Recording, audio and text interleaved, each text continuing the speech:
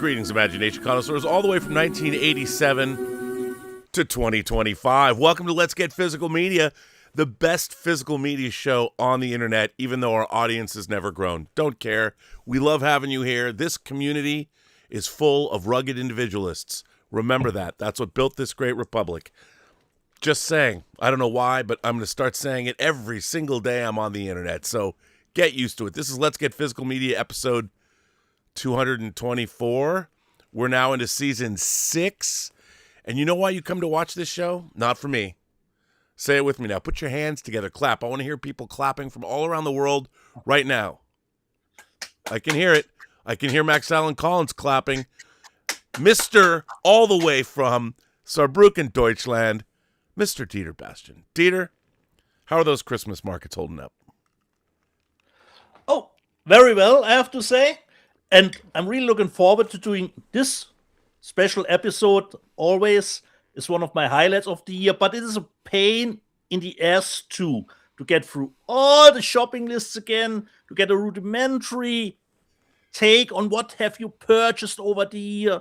Then the list has to be refined. It's always a pain in the ass, but I love doing especially this episode. And I say, greetings, Imagination Connoisseurs. Dieter here. I'm Rocky Like Eric, and welcome to the B&B Motel for Let's Get Physical Media for our episode of the best releases of 2025, but it's more of favorites from us. And normally, our headliner comes later to the show, so the Steving normally opens later, but we're doing a best of. Rob, introduce our headliner immediately. Well, ladies and gentlemen, boys and girls, it's not often that you have a book coming out this coming week, which is also physical media. And if you've never heard of this, it's amazing. It's called Return of the Maltese Falcon. It's written by our very esteemed colleague who, boy, he's done some amazing things with the Sea Wing, and I can't wait to see what he does in 2026. This, a sequel to Dashiell Hammett's famous novel, which became a famous movie. He's Max Allen Collins. Max. Greetings. You're on, dude. Greetings. Here, I'm going to make sure you guys see the live feed so you know what's up. Yeah. There it is. Okay. That is. Well, this is a big honor for me to be, I'm the supporting role, the supporting player here. You kindly call me a headliner, but I know who rates. And around my house, I can tell you Dieter Bastian is at least more popular than me, I have to say. True. She describes his tones as dulcet. Oh. And so I'm not annoying. Not annoying. Okay. Yeah. Well, we always do our year-end wrap-ups, and I have to say, just off the top of my head, this has to be one of the greatest years of physical media since I've been alive. Certainly. And I've been 2026 marks my May of 2026 will be the 46th year I've been collecting physical media. Everyone knows who's watched this show. My first piece of physical media I ever owned was the Meta VHS cassette of John Carpenter's Halloween before it was even Media Home Entertainment. And this year has been an incredible year. We've had the boutique distributors. I mean, I know Warner Archive is part of Warner Brothers, but it's a very bespoke, very boutique label. They have just killed it this year. They've put out blaxploitation movies from the 70s. They put out amazing classics. We got more 4Ks from them with High Society and Get Carter. They've got other great stuff coming out. They've done a great job. We have new companies that we'll talk about. All of our favorites. Arrow is just kicked it up a notch. Vinegar Syndrome and their partner labels, Cinematograph and everything that they're doing. Severin. Just everyone is doing phenomenal work. Are there boutique labels that you want to give a particular shout out to? 88 Films, 101 Films. I mean, so much stuff. Second Sight, even though I fucked up and didn't get that Possession disc, I can't believe the first time I've missed one of the releases I wanted since 2012. What do you think? What about you guys? What are some of your, in terms of labels, boutique labels, anything you want to shout out? I would ad drop, some German labels like Turbine, Turbine, because I yeah. love their release strategy, giving the emails to the customer, this title will come out, and it comes out next week, not in 3 months, not in 4 months, it will come out next week. But you already mentioned perhaps all of the great ones, and it was really, really tough to do a favorite, at least a favorite list of mine. But perhaps Max has another label in the back. Max, In the back to give us. Did you mention Kino Lorber? Well, I was going to get to that, but I don't consider Kino Lorber a boutique label. I was going to say that Kino Lorber. What I love about Kino Lorber is I think they're a major. They must have the biggest output of anybody in the world. And since not only does Kino Lorber support this channel, but their commitment to foreign films, to silent films, to 4K films. I mean, their Raro label coming out with all these European what is it, Franco de Leo, whatever the stuff that Kino Lorber, their beautiful box set of the airport movies. They put out Peter Sellers, the not just the Pink Panther movies, but his older, more lesser known films from Britain. I mean, they have been killing it, Kino, and then they've been, raping and pillaging the Paramount library. I'm just waiting for one of these labels is going to release Black Rain, whether it's Cinematograph or I don't know who. Kino Lorber would be fine. I don't know why we don't have Black Rain, but I really want it. But it's Kino Lorber has been killing it, and they put some degenerate motel manager on their audio commentaries. This is true. I was just kissing up. That's all I was doing. I will mention two boutique labels who don't have a disc on my list, but they are among my favorites. Warner Archives, of course. I probably buy more Warner Archives than anything else. Any older film I will buy from them, and most of it is older, and they're incredible collections of Warner Brothers cartoons. Amazing. Oh. But I mean, getting like recently, this is not on my list, but they have been killing it. Warner Archive has been killing it with their animation. There's an animation historian named Jerry Beck. I'm sure he's the happiest man alive seeing the things that they've been putting out. But I mean, come on, Lippy the Lion and Hardy Har Har, what? Yeah. Incredible. And the only labels that we forgot actually, Rob, were the Australian labels, Umbrella. Well, I was going to get to those. I mean, Via Vision, I've got, I think they're going to be represented on our lists. I mean, Umbrella has stepped it up. By the way, I went and saw We Bury the Dead last night, and Umbrella is one of the production companies of that film. Oh, so Umbrella, nice. They're not just a boutique label, but they also make and distribute movies. So shout out to Umbrella. I mean, they've just been killing it. Their box sets are insane. And I'd like to mention Classic Flicks. Yep. Which they have a unique list that they put out of classic films and early TV that I never imagined would become available, and they did a really, really good job. I also have to mention Deaf Crocodile. As a matter of fact, I just realized a set that I love. I mean, you know what? I had like 50 titles that I wanted to include on my favorites of the year that represented almost all these boutique labels, and I was like, fuck it, I can't even. Like the DIFA box sets, the crime box sets, and that Masters of Cinema label that Eureka put out. I love both of those. You love the crime thrillers, and the Crema or whatever films, and the DIFA sci-fi films, the 4 films they put out, astonishing. There is an embarrassment of riches for film lovers from all of these boutique labels and the stalwarts, like Criterion. They're killing it. Or even the sub-labels, Rob, like the last one I showed, The Night of the Juggler from Transmission last week, Yeah. the UK version of it. You know. Well, that's another. Let's talk Radiance. You know, I got a pre-order in from Radiance for Radiance with their Obies and their commitment, whether it's noir cinema from around the world. I mean, they're putting out a 4K of The Stuntman. You know, Severin originally put that out stateside, but they're putting out a 4K. You know, and you know, over there with Powerhouse and Indicator, with their ongoing John Rowland titles. I mean, it's. We could sit here for days and talk about all these boutique labels, and they are killing it. So, you know, one of the things that even Warner Archive, one of my favorite, starting 2026 with a bang. Now, Warner Archive put out a lot of TV movies. George put out like The Bermuda Depths, Bad Ronald, one of my favorites, Don't Be Afraid of the Dark.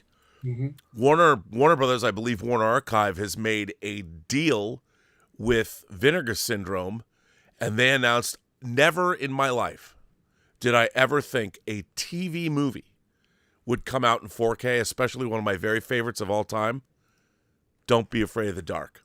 This came out under Warner Archive as both a DVD and then a Blu-ray, and their deal with Warner Brothers has led to them putting this out, and I can't even imagine the possibilities of the TV movies that we're going to get in 4K and whatever other weird Warner Brothers titles. Hey, George and Vinegar Syndrome, Wild Planet in 4K. Please make this guy happen. Make it happen, George. It could happen because George Feltenstein makes dreams come true. And never more so than in 2026, let me tell you. The deals that he's made, I mean, you got Criterion handling the upscale market. You've got their Warner UK putting out a great Blu-ray of 4K of Ben-Hur. Now you've got Shout and Arrow and Vinegar Syndrome. George just sprinkled fairy dust over many different boutique labels. And they're all going to handle things in their different ways, which I'm very excited about. Yeah, that's totally a blast. And then there's all the Korean labels that you buy from that I don't even know those labels are. Exactly, Rob. I don't know even the names of those labels sometimes. You know, what's the process going to be today? I'm sorry. Well, just each show. I mean, look. I think all of us will agree we're not showing what we think are the best releases of the year, but just some of our favorite releases of the year. Correct, Rob. Right? Correct. Because it's impossible. Like if you want to judge best releases of the year, you go back and you talk about transfers and, you know, the audio. And I'm just like, I can't. I just think I was looking at my collection. It was actually depressing because it annoyed me that there were so many great things I'm looking at on my shelf. And this was fucking, what a banger year from everybody. Yeah. Everybody is doing great work. I think more people are getting into collecting physical media, especially younger people, even though their opinions can be annoying because they don't know what they're talking about in terms of transfers. Kids don't understand that there was a photochemical process in the 20th century, how movies were captured. And you can see grain. But I'm a boomer. Okay, boomer, talk about your grain. Well, okay. I will. But like you said, Rob, it was really, really tough to do a top 10. And for me, I have my own rules.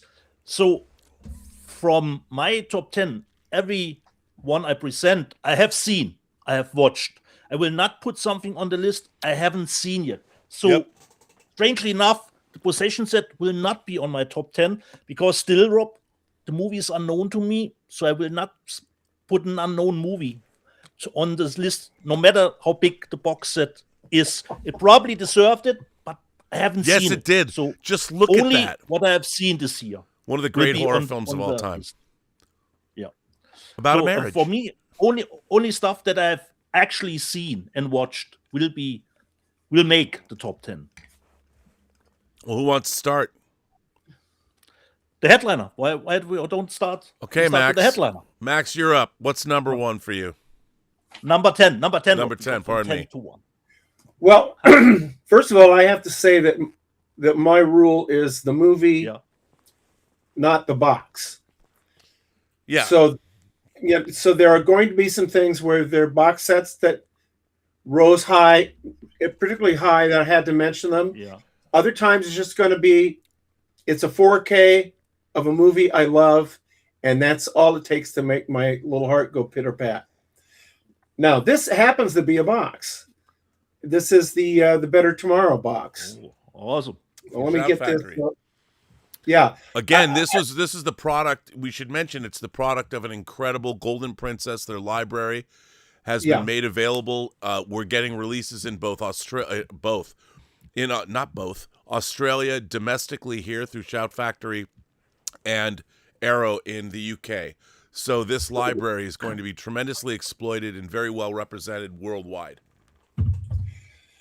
Well, I know. I think you commented on something that I'm not crazy, but I don't hate this cover, but it's a little AI looking, to me. Yeah.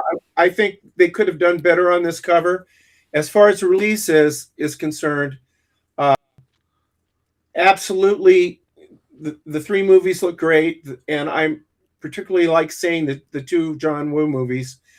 I'm not a huge fan. I don't hate it, but I'm not a huge fan of Chewie Hark's Better Tomorrow 3, which is a prequel. It's okay, but the first two are fabulous movies. And Better Tomorrow 2, and we talked about this a few weeks ago, I think, great bonus feature of this work print, this earlier version of the movie before it had been cut to be able to be shown at multiple screenings and so on.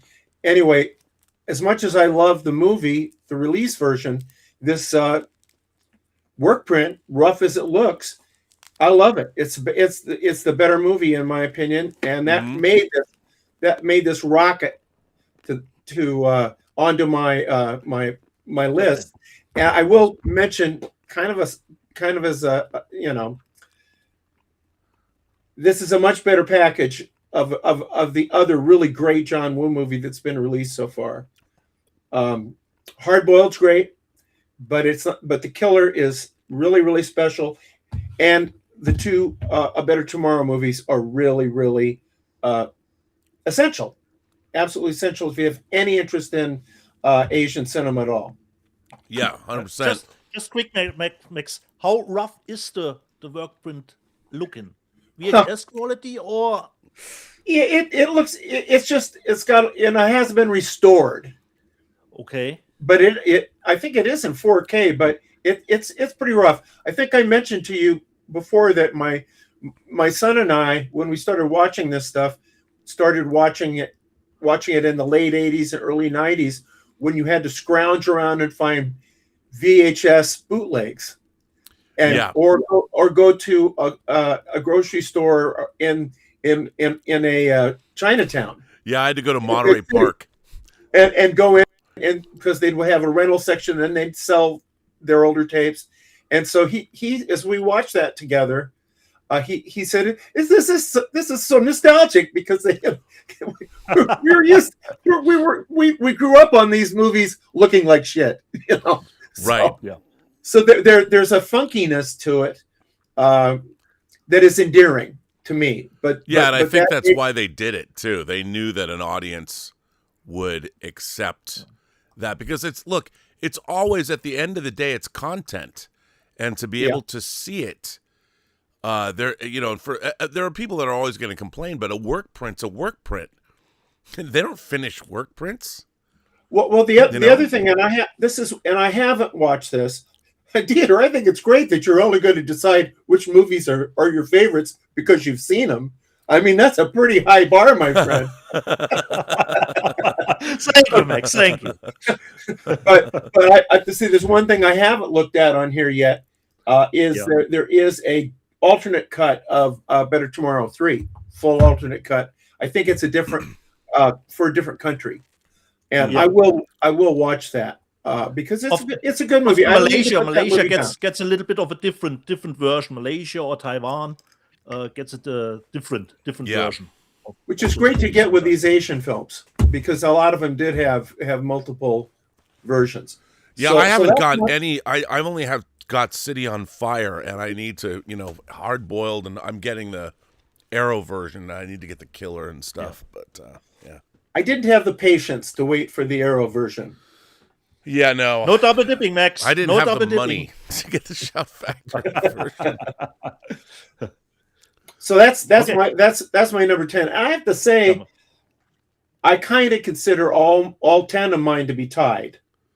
Yeah, me too. I mean, Yeah. This could have been number one. Absolutely could have been number one on my list. But it was a good place. But you have to make a cut, Max, at one point, Yeah.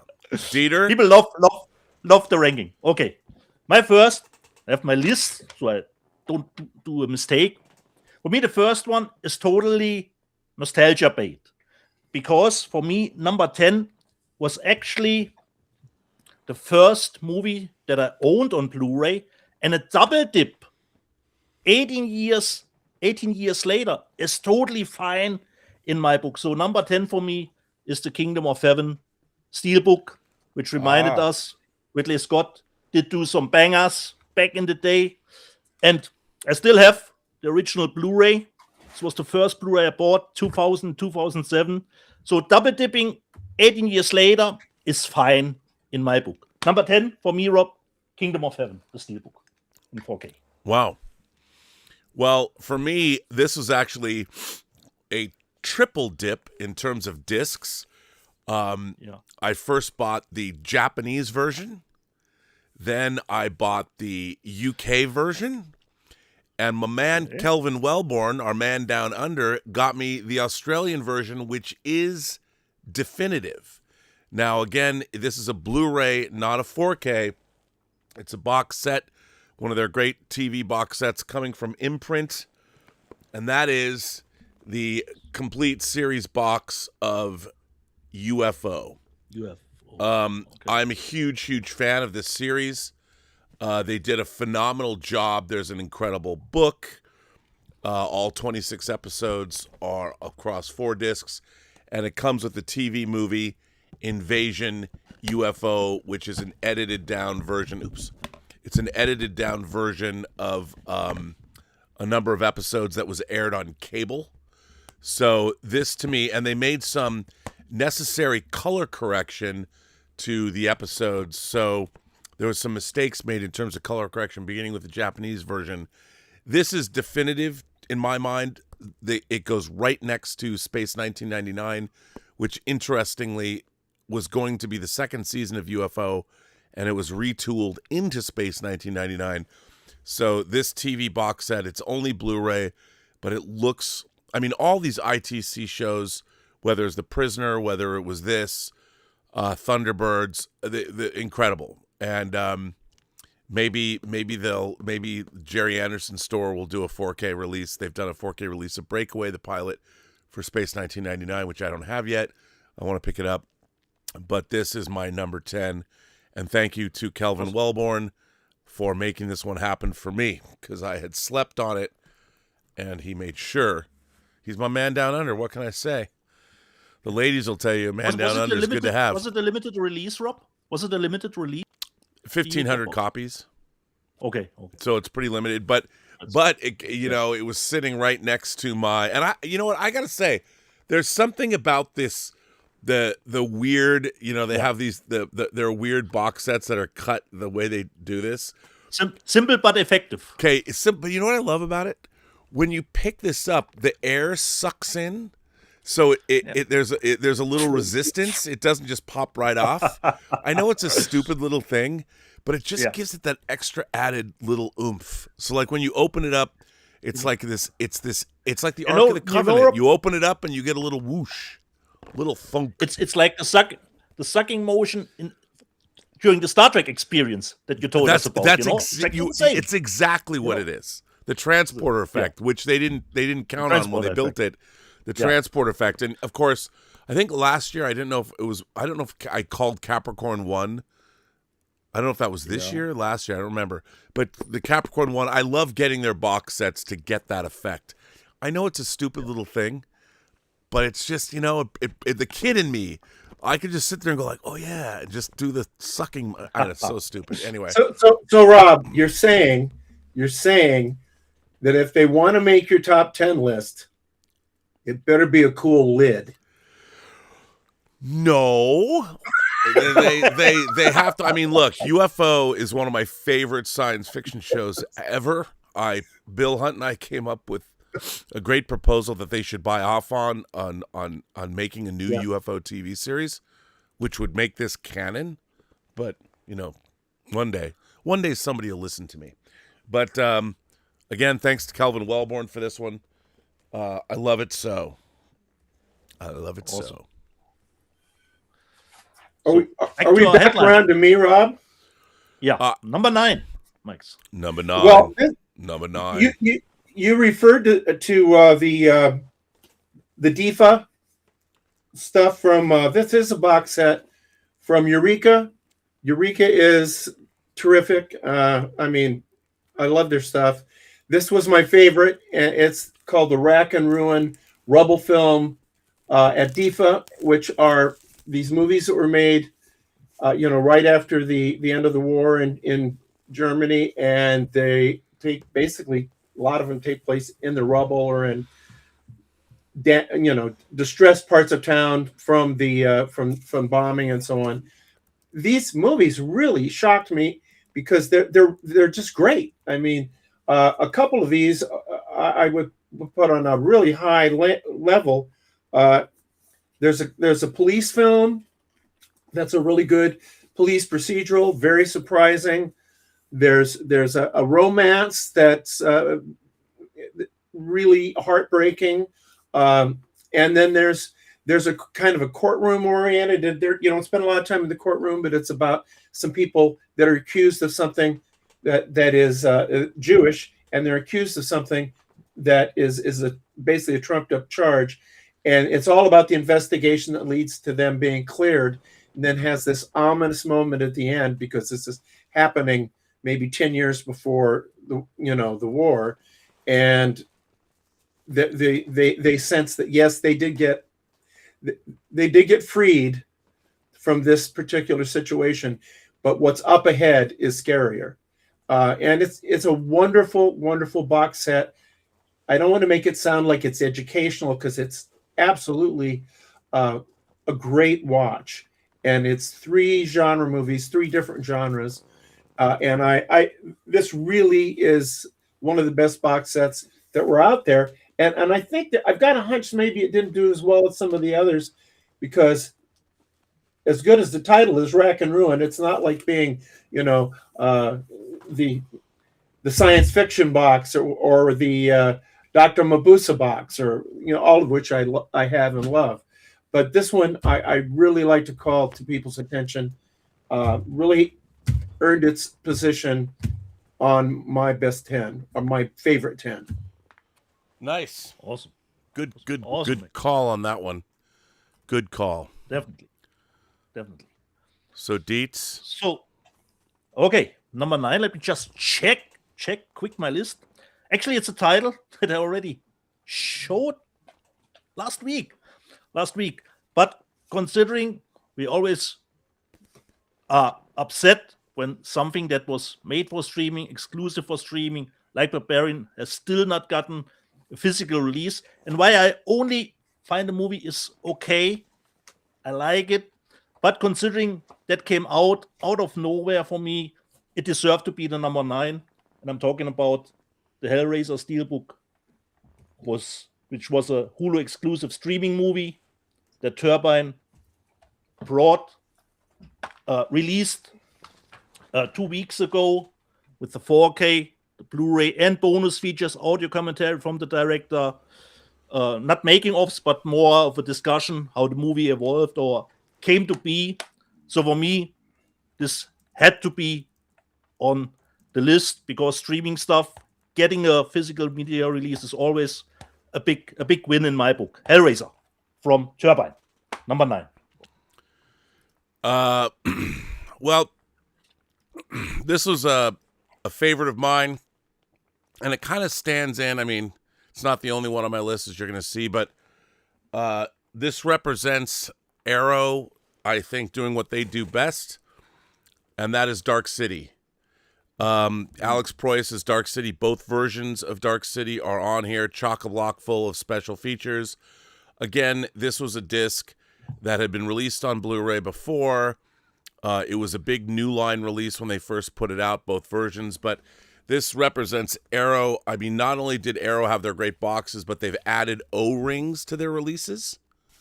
So you get the O-ring, which is a bonus, and then you still get what they would give you was these great matte finish titles. And what I really loved, I mean, Arrow fucking killed it this year. And they killed it with horror. We got John Carpenter's In the Mouth of Madness, amongst many other things.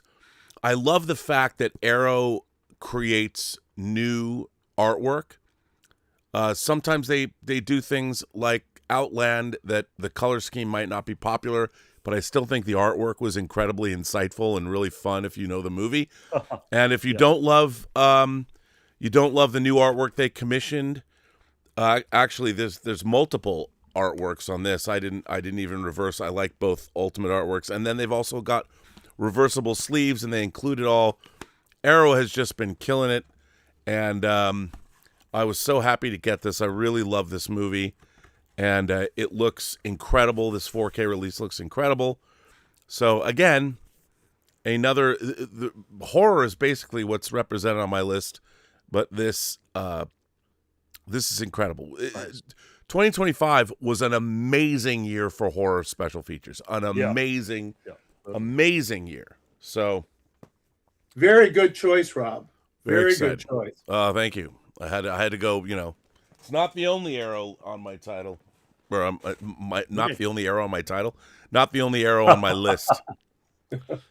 So Not the only Arrow that's sitting in the top 10. So is it me again? Yes. Correct. It's Number you, 8. Max. Well, this is an old standby. It's Criterion, but they're releasing a lot of the great stuff they've done in the past on 4K. My show that within the show here is supposed to be on film noir, although there isn't always a film noir release to talk about. This is maybe the film noir release of the year. The Big Heat, phenomenal movie. Fritz Lang is the director. It's from a William P. McGivern novel. Great Glenn Ford, one of his best performances. Gloria Graham, amazing. Lee Marvin, incredibly tough, incredibly unrelenting. This movie takes no prisoners. I mean, it's beautifully presented on this 4K, and I'm not a huge guy, even though I do commentaries. That's not the thing. The special features aren't necessarily why I buy something. Your wife says something different. Well, that's true. She has a different, but I do think this has quite an impressive lineup of documentaries, commentaries. So you can usually depend on Criterion to give you plenty of support for the feature, and that's true here. There's a really good little documentary about women in film noir, and the various historians and experts weigh in. But it's the play is the thing, and you're going to see that on my list. It's all about the movie, and you can't beat this presentation. And this is something we talk about double dipping. I've had every version of this that's come to home video. This is in my easily in my top 10, not just film noir, but detective mystery movies. Period. This is Lang's film noir masterpiece, I would say. Well, a good choice, and Criterion is not represented on my list. I just want to say, but they have also had a phenomenal year. I mean, getting things like Altered States, which I actually don't have yet because I didn't do the last Criterion sale, but their 4K output this year has been second to none. I mean, I shouldn't say that. Everybody's 4K output's been great, but really, Criterion's just been killing it. So back to you, Dietz. Okay, number 8. Let me just check my list that I don't make a mistake. I was saying that Hellraiser made the list because of streaming coming finally to get in a physical media release, but I was kind of, find the movie is okay. But this one I totally loved when I watched it again. It did get a little bit of a new update considering how the movie is played out, a little bit more gore, and I totally loved it. For me, number 8 is the Night of the Living Dead remake from Tom Savini. Great steelbook from Sony. Picture quality, awesome. The inside is great. You can blind buy any Sony title and rarely will be disappointed. And it even comes with new bonus features. And I love what they did, or what Tom Savini did, with the beginning being in black and white, and then we're switching into color. So, and when I watched it again, I remember, I'm liking the remake, but after I watched it again in this quality, I'm loving it. Night of the Living Dead, the remake from Tom Savini, number 8 for me. Well, Back to Europe. Good one. Even though they don't, I'm not writing essays for them anymore because nobody read them, because nobody saw them. They were buried on the website. I got to go to Lionsgate Limited. I love what Lionsgate Limited has been doing. They put out a beautiful 4K of Jacob's Ladder, their cool box set of American Psycho. But I think that for me, their release of the year was Neil Marshall's The Descent in 4K. This is a phenomenal film. Neil Marshall knocked this out of the park. What's that? Just watched it 2 days ago, Rob. Awesome. Do you like it? It still looks a banger. It looks still a banger. It looks incredible. And this, again, Lionsgate Limited they're really doing amazing. As we've shown, I think you were the only one that I remember giving us the hint. Turn it around. Because I was not even aware of that. This was so clever, and the packaging on this. Yeah. I know it's not about packaging, Max, but not only was the packaging great on this, but Lionsgate Limited is sparing no expense. I know they had a little bit of a mess up with American Psycho, which they're alleviating, but they've been doing a great job. And the reason their price point's a little higher is because they're not selling at retail anymore. They're selling direct to consumer. And thanks to the lovely, lovely, lovely Lisa Stevenson and the people over at Lionsgate Limited, they're killing it. Their recent release of Dogma was fantastic. Everything they've done, Basic Instinct, they put out the definitive 4K, even though they had to use the Studio Canal, little orange and teal there for you, but who cares? I mean, I care, but what are you going to do? It's still the best-looking version of Basic Instinct on home video. It never looked good. This is an incredible, incredible release. Yeah. So kudos to Lionsgate Limited, not just for this, but for everything that they're doing. And I'll go back and say, I promised I wasn't going to play it again, but I'm going to play it one more time because it was for us. And thank you, Breck Eisner. Hey, let's get media. Nope, let's get physical media. Okay, that's a funny name. Okay, I'm Breck. I directed The Crazies, and I'm really excited that we're coming to physical media with a new HDR transfer this spring. Check it out. All right. Hey, let's get physical media. I'm so glad there are fans of actually buying DVDs out there. I'm really excited that Crazies will be coming with a new HDR transfer to physical media, to 4K and HDR, ready to show you guys. So check it out. That was terrible. Hey, let's get physical media. So happy that there are fans of the Crazies out there and fans that are going to buy the physical disc. We're doing a new HDR transfer, which I'm thrilled to be putting out there, and I hope you guys will check it out.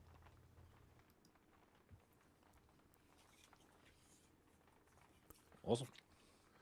By the way, that is truly the last time. I'm erasing that. It's outdated. But you know what? Lisa Stevenson made sure that when they were shooting new special features for The Crazies, that the director of the film himself, Breck Eisner, made that little ditty for us.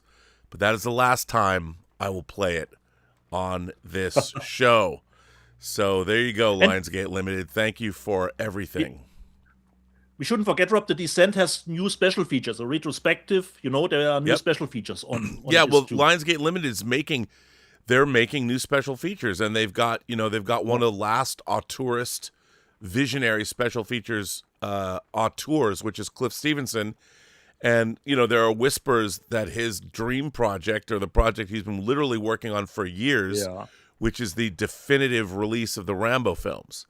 Because the last release and all those steelbooks had issues, including they couldn't find certain sound elements, which they went back to 70 millimeter prints and were able to get. So they haven't officially announced anything, but I'm sure it's going to be a banger. So Okay. there you go. Fingers crossed for that. Fingers crossed for that. So, Max, back to So our headliner. Who's I'm number afraid, 7? I have terrible math skills. Which number are we? I thought we were 7. on number 7 now. Yep. Correct, Max. You're correct. Okay. 7. Well, it's interesting that Rob picked something that had wonderful packaging, that emphasizes how packaging can really more than just benefit these releases. This one made my list in spite of the packaging. Now, this is the Sean Connery James Bond 6 film collection. I hate this. I hate this box. It's a miserable, sloppy, stupid thing. I am aware that and I should mention that the Steelbook collection is much better. It's much funny better. that you say that. I guess I'll just push it up. It's on my list. And, oh no, I just crashed things down. That was not good. Here is the Steelbook box set, and it's one of my favorite things that was released this year. I love it. I've been a James Bond fan since I was a little kid. And despite what Damn Fool, Idealistic Crusader, and people have talked about in terms of frozen grain and things like that, these films look the best they've ever looked on home video, and I love this. Love it, love it, love it. Well, I'm pretty upset that you have that version and I have this version. But it's all about the movies to me. And you just made the point that these movies look really, really good. All of the sort of legacy features have been ported over, so this is a great replacement for whatever version you have right now. I love these movies. I think Rob. I was at like Dr. No when I was in junior high. I made my parents take me on a weeknight. Nobody knew who James Bond was. Nobody knew what that was. But I have been reading the books, and I had to be there. And that was one of the great moments of my life, was hearing Sean Connery say Bond, James Bond. It's never been the same since for me. Nope. And it was crucial. This collection is great. Unfortunately, it has 2 problems. One, it has Diamonds Are Forever in it, which is a terrible movie. Terrible movie. Terrible movie. And it also, and I know Rob will agree with me, it should have included Never Say Never Again, which is a much better James Bond movie. Not official. Not official. Official. It's not official. Not The old feud coming up back again. But see, that's the epitome of the stupid side of fandom. It's not official. No, dude. It's not an official movie. It's that Kevin McClory fuckhead who fucked up the James Bond franchise for decades. Fuck him. No, it was Ian Fleming who fucked it up because he did the project with Kevin McClory. Yeah, but Kevin McClory was a dick.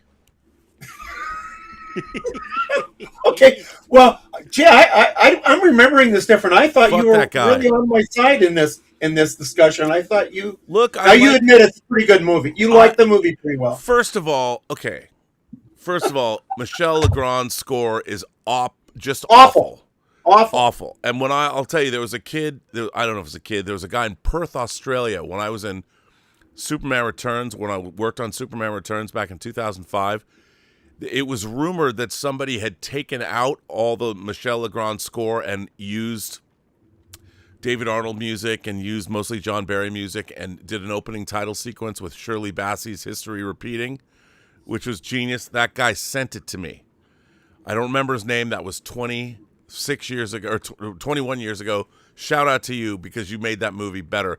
Now, I like Never Say Never Again because Kim Basinger was introduced in that movie and she was hot. Klaus Maria Brandauer was great as Largo. I loved Sean Connery in it. I loved Barbara Carrera as Fatima Blush. You know, I mean, there's a lot of great stuff. That whole scene when she says, "Write that the greatest rapture in your life was afforded to you on a boat in Nassau by Fatima Blush," and Sean Connery looks up from his pen and says that agents can't give out endorsements, is one of my favorite moments in the entire Bond canon.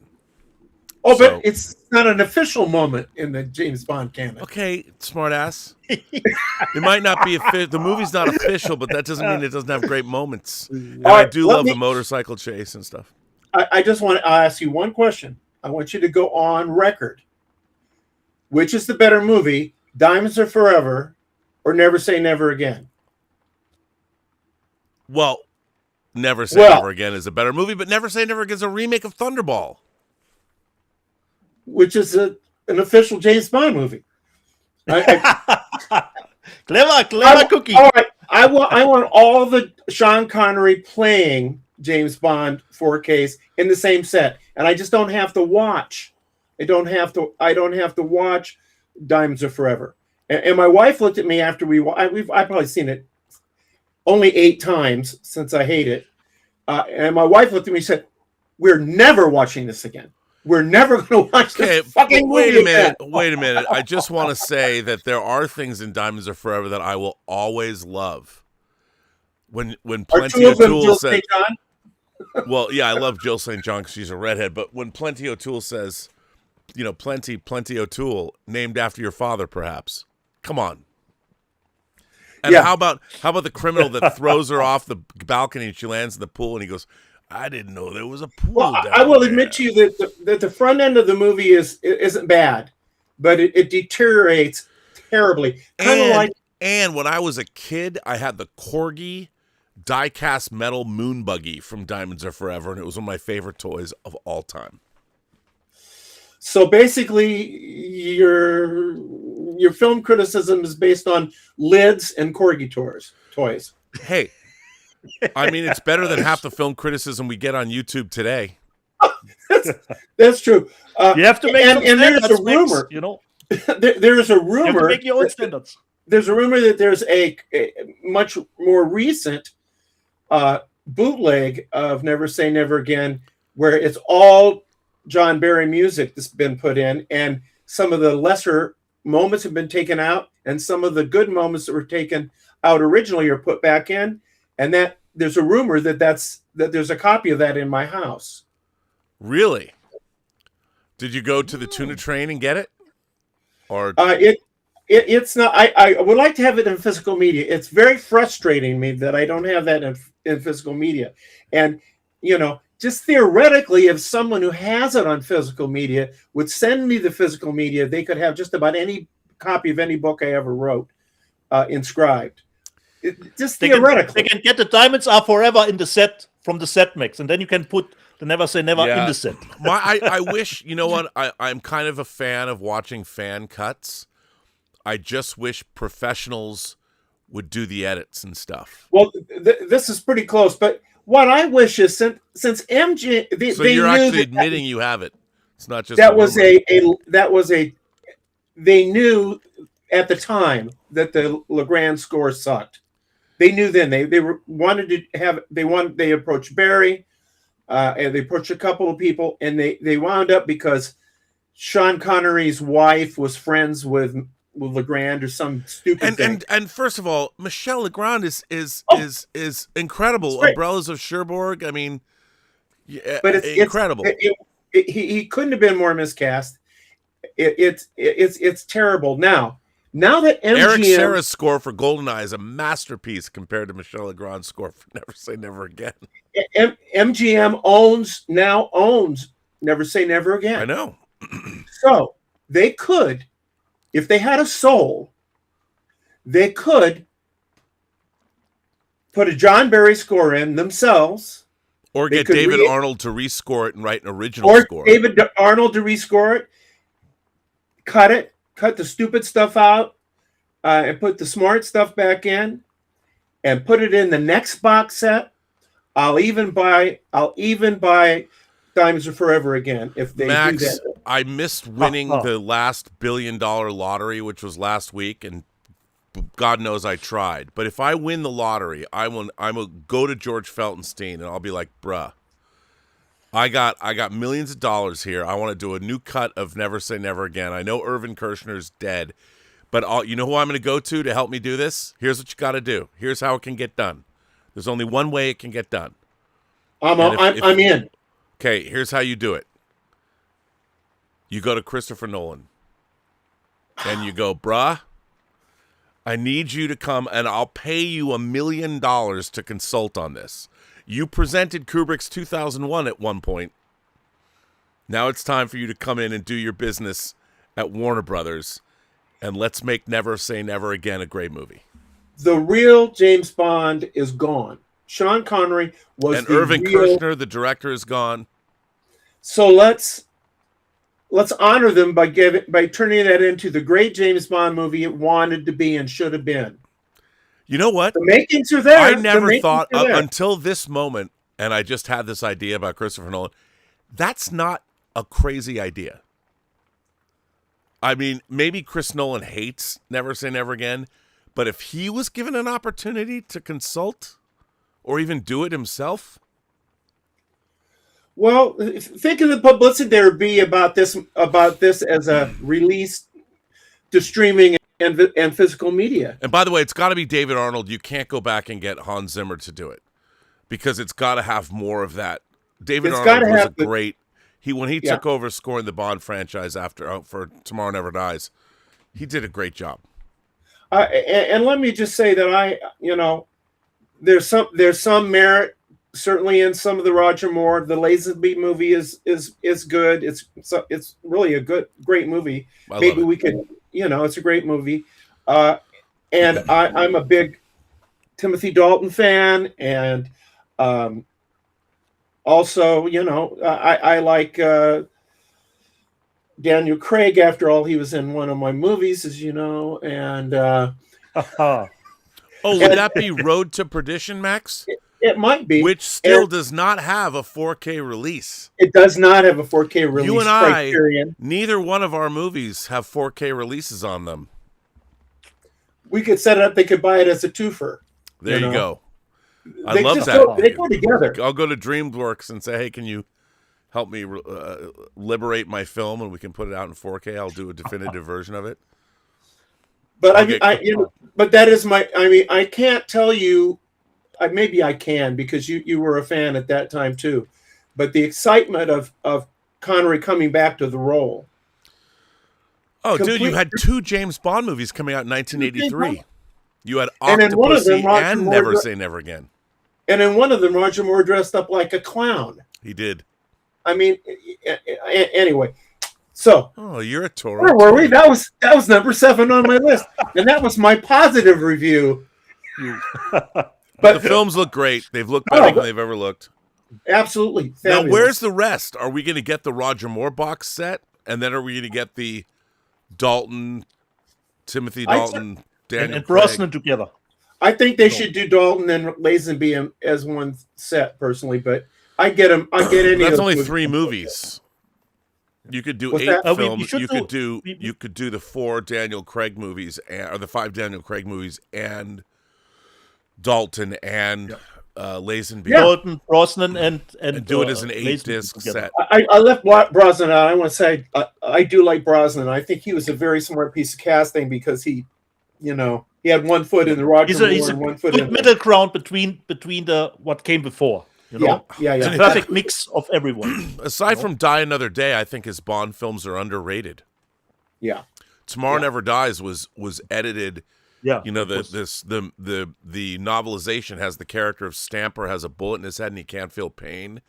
That was all cut out of that movie to make it shorter, and they put that in World Is Not Enough. Christmas Comes Twice this year. Yeah.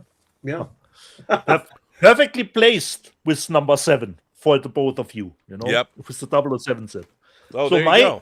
Right, I didn't think of that. Nice. My number 7, unfortunately, can't be the 007 set because I still haven't gotten around to watch them, But on the other hand, this is fitting too because it was the other box set that came from Warner with 7 movies, 7 steelbooks, And those I watched, and I put at number 7, of course, the Nightmare Box. Amazing Because box it was set, by the way. Very, for me, strangely, it was not tough to get. I pre-ordered it when it was the announcement. Got it totally without any hassle, but others had really problems to get this one. So this one I watched, and while I find at least 3 movies, let's say, not really thrilling, you only need 1, 3, 4, and 5, and especially 5 is one of my favorites. And that we did get the unrated cut here makes it a little bit extra special. So for me, 7 movies, number 7 is the Nightmare Box. Well, that's good. I mean, fantastic. I'm looking around for. Oh, okay. I guess it falls to me. Hang on, let me just. No, Max is number 7, number 6 now. Oh yeah, because you skipped me over. Because right. Yeah. Because Bond. Number 6, not, Max. But I'm not first. I'm totally confused. Yeah, you're first now with number 6. Okay, all right. Yeah, number 6. Number 6 is a Vinegar Syndrome, one of their partner labels, Film Movement, and this is a movie that it hasn't been out very long. The Dam Busters, which is and this is a nice box set. Now, why is this so important, Max? What about film history is what makes the Dam Busters so important? I know, but I'm going to let you tell us because I think you'll do a better job than me. Well, the Dam Busters they used a lot of the aerial footage from that movie, and they intercut it when they were cutting Star Wars together. And they used the footage to show ILM what George Lucas wanted the space battle over the Death Star to look like. Yes, and that's why every Star Trek, excuse me, Star Wars. I don't want to get into us. I mean, I know, but we already did the never say never argument. I don't want to go there. It's a thin line, Max. A thin line. thin line. But all Star Wars fans need to support this release. It's fascinating, but it's a great movie. It's a great movie. Really good movie. War movie, and and I do a certain amount of historical stuff, and their history here is just dead on. They literally cast it with people that resembled the people in real life. That was part of their, just their approach was. And I'm not just talking about the two leads. One is Michael Redgrave as sort of the professor, the scientist, and the other is Richard Todd, who's the captain of the squadron.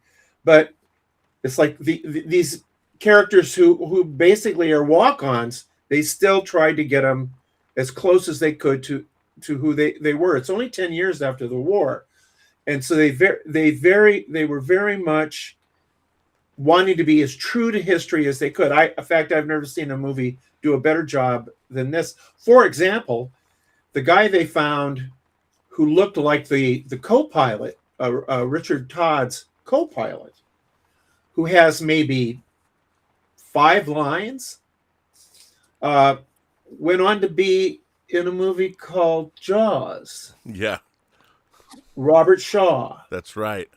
And you maybe don't know that. Well, you will now if you're listening to me, but I didn't know that until it's one of those things where I'm watching this again with my wife, and I'm like, I'm pretty sure that's Robert Shaw. Wait a minute, because it was a small part, but significant. So, and I have to say also, talk about special features. The special features here, complete documentary on how the movie's made, complete documentary on the actual event, which is the bombing of these dams that was significant in the war, and how and there's an interesting aspect of this when you look at the movie and the material. It was a very successful mission, but a whole lot of people died. Yeah. And the scientist, the key scientist, was haunted by it the rest of his life.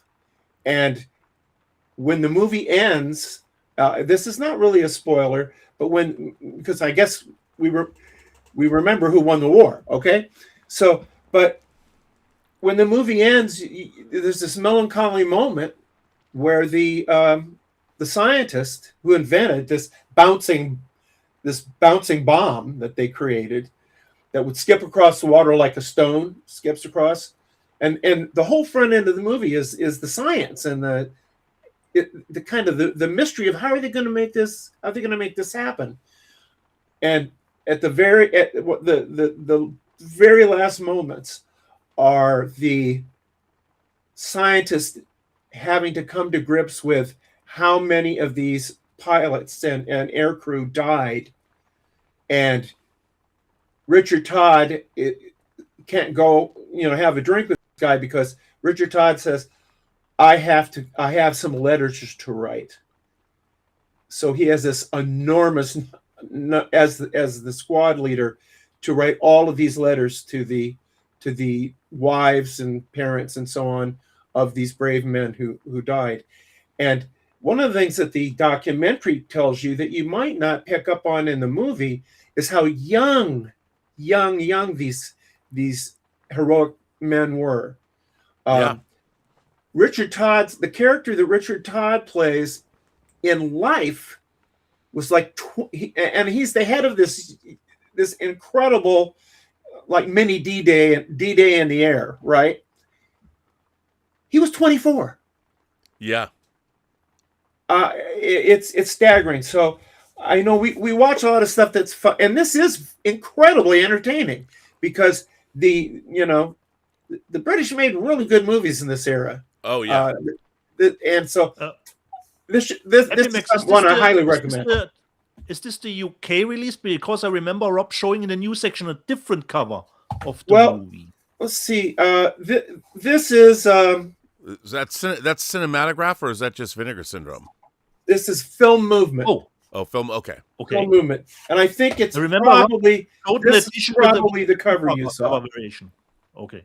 I'm guessing, but so you got this cover. There's a booklet. I mean, this thing is. Perhaps this was the other way around, that Rob showed the UK version in the news section. Perhaps maybe the other way around. Very possible, but Nice. this you can get this from Vinegar Syndrome, and one of the things I like about Vinegar Syndrome is the expanse of things that they offer. Yeah. I mean, you can just it's like getting lost in a museum. They also just put out Behind the Green Door in 4K. Just saying. And they put out some great Japanese smut this year too, with the long lost Marilyn Chambers commentary. Yeah, and they're putting out another Marilyn Chambers. I can't pronounce it, but they're Mezzaloon,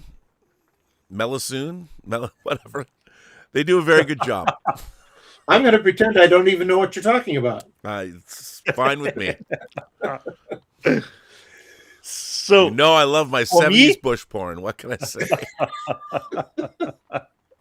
For the stories. So I'm really happy that Max brought out Dambusters, because it gives me a great segment for my actually number 6, because we still are in the air, because I watched all those 4 movies, had a blast with it, and as the trash panda that I am, with my different tastes, considering the movies, they picked up when we get to the further sequels, and I find the first one, which is normally the best, actually the weakest of the bunch.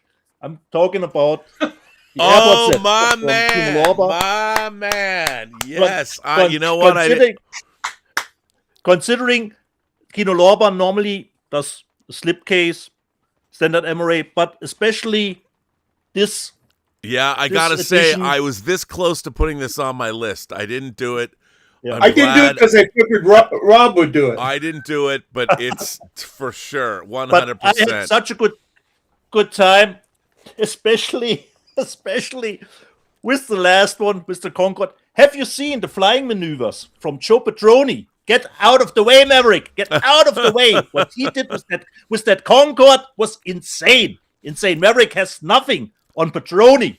when it comes to the flying sections, you know. But what I loved about those 4 movies, everyone had a different setup. We had the bomb on the plane, we had a crash in midair, we had a diving scene was the 3rd one, and the last one actually has Everything. a pretty nice setup, I think. You know, we're shooting, he's one to shoot up the plane, you know, that he can still have being rich. So I enjoyed really all of those movies.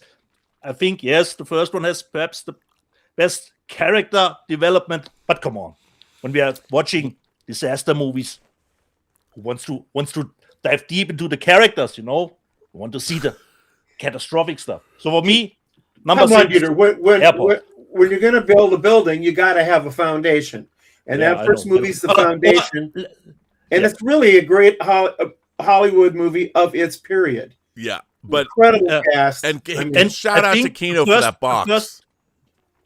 And the first one is actually the most fitting, considering the title, Airport. Yeah. You know, the other movies play more in the air. So, Rob, I give it over to you for your number 6. And after your number 6, we are at a halfway point. I would say we go through the super chats We'll first. go through the super, yes. Into this. Okay, I think I would be remiss if I didn't on my list have one of Hammer's box sets. The Hammer collection from Hammer itself. We're getting Hammer movies from all over the place. Kino Lorber's releasing Hammer movies. Warner Brothers put out Curse of Frankenstein, and so did Hammer. But one of my favorite discs, I don't even know if it came out this year for sure. I think it did.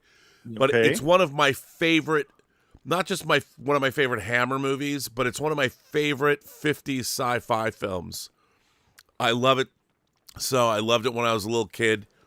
And that is, of course, Quatermass 2. Yeah, Rob, man, do I love this movie. It came out this year. Yeah, I think it came out this year. First of all, I don't know who had the brilliant idea at Hammer to start making these box sets, and I know they have a really close relationship with George Feltenstein because they're doubling up on certain things. But, I mean, look, I've shown it before, but this is insane with this faux leather Hammer on the back. I mean, I know it's their own company, but this is Second Sight umbrella. It's so insane, and you get all the different like enemy from space. You get all the different poster art, and there's so much stuff in these. There's the original radio shows. There's the TV versions. First of all, as Dieter would say, here's the Diggy pack. Yeah. I mean, I don't even know where to begin on this. So, awesome. So I mean, look at that. Insane. And so you've got the widescreen 166:1 UK theatrical version. You have the full screen 137:1 as filmed version. You've got the Enemy from Space, which is the widescreen 185:1 US theatrical version.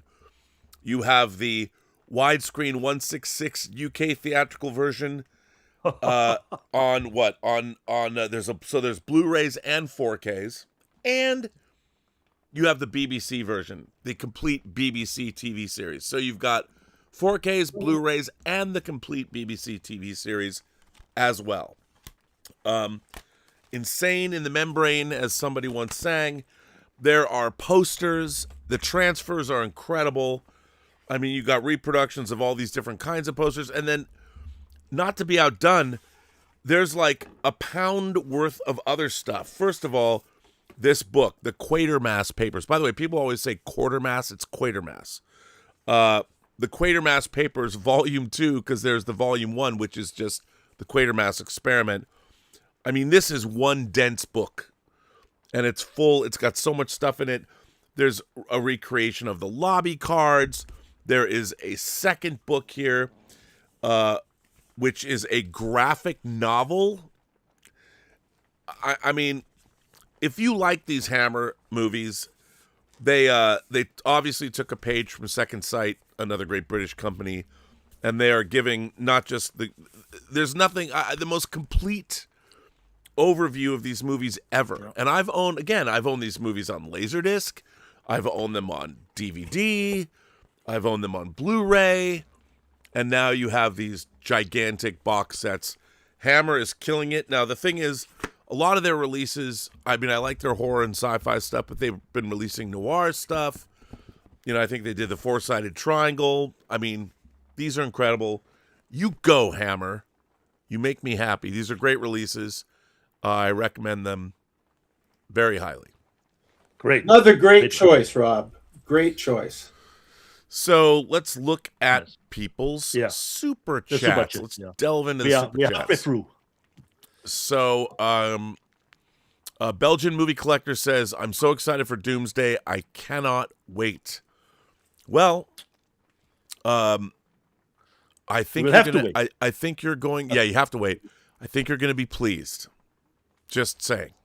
Fingers crossed on that front, Rob. Paul Bernotto says, one of my favorite 4Ks of 2025 is the German version of The Great Silence, a fantastic Western which Vinegar Syndrome is putting out in 4K in a few months. That's worth doing. I'll pick that up. I've never seen that. Andy Haynes says he celebrates 27 months of membership, and we'll get back to membership calls this coming week. Well, I appreciate that, Andy. That's very nice of you. Thank you so much. 8-Bit Sight, who is actually Walter Whitewalker, says Captain Caveman will return in Doomsday. I can honestly tell you that Captain Caveman is not in Doomsday. But, and I so much Rob can tell you. Yeah, that's all I can tell you. Kelvin Wellborn, our man down under, says, Max, have you seen The Unseen, screenplay by Raymond Chandler, starring Joel McCrea and Gail Russell? I really enjoyed it. Yeah, it's a follow-up to a movie called The Uninvited, which is more famous. It's kind of a haunted house movie, kind of. We're in that Rebecca kind of area. It's good. They're good. The real Thomas Logan he's given us his list of 4Ks. Benny Safdie's The Smashing Machine from A24's number 10. Bertolucci's Last Tango in Paris, 72 from Melusine, or Melusine, in 4K, which is a great disc. Abel Ferrara's Bad Lieutenant from 101 Films in 4K. Russell's Altered States, which probably would have been on my list. I just don't have it yet. So that goes down to his number 7. 200 Watt Studio says, with the news that Vinegar Syndrome licensed a bunch of Warner films, will 2010 4K be part of that or still Arrow? Hey, man, I'm just saying, no one's officially announced that 2010 is coming out from Arrow. But, look, here's the thing. Warner Brothers has licensed a lot of titles to Arrow. They have not pulled any of those titles away. They've been doing JFK with Shout, and they've been doing other things with Shout as well, like New Line titles and stuff like that. But Arrow, George Feltenstein loves his relationship with Arrow. I can tell you that for sure. And Arrow has a lot of Warner titles coming out. A lot. And let's just put it this way. 2010 is not really Vinegar Syndrome's jam. Don't Be Afraid of the Dark is, though. And they're certainly putting that out. I'm sure Bad Ronald is. They might argue over the Keep. I mean, not the Keep. Argue over the Hunger. I want the Hunger in 4K. But I would imagine that would be more of Arrow's jam as well. So I don't know. But the Vinegar Syndrome deal with Warner Brothers does not supersede any deals that they have with Arrow. Arrow, you're going to see a deluge of titles coming from Arrow and Warner. And Under Siege just dropped. So you got that. Just, Rob, keep a lookout in the Arrow releases, in the card section that they put in, Yeah. Perhaps we'll get a heads up through the cards. Totally. In the Arrow releases.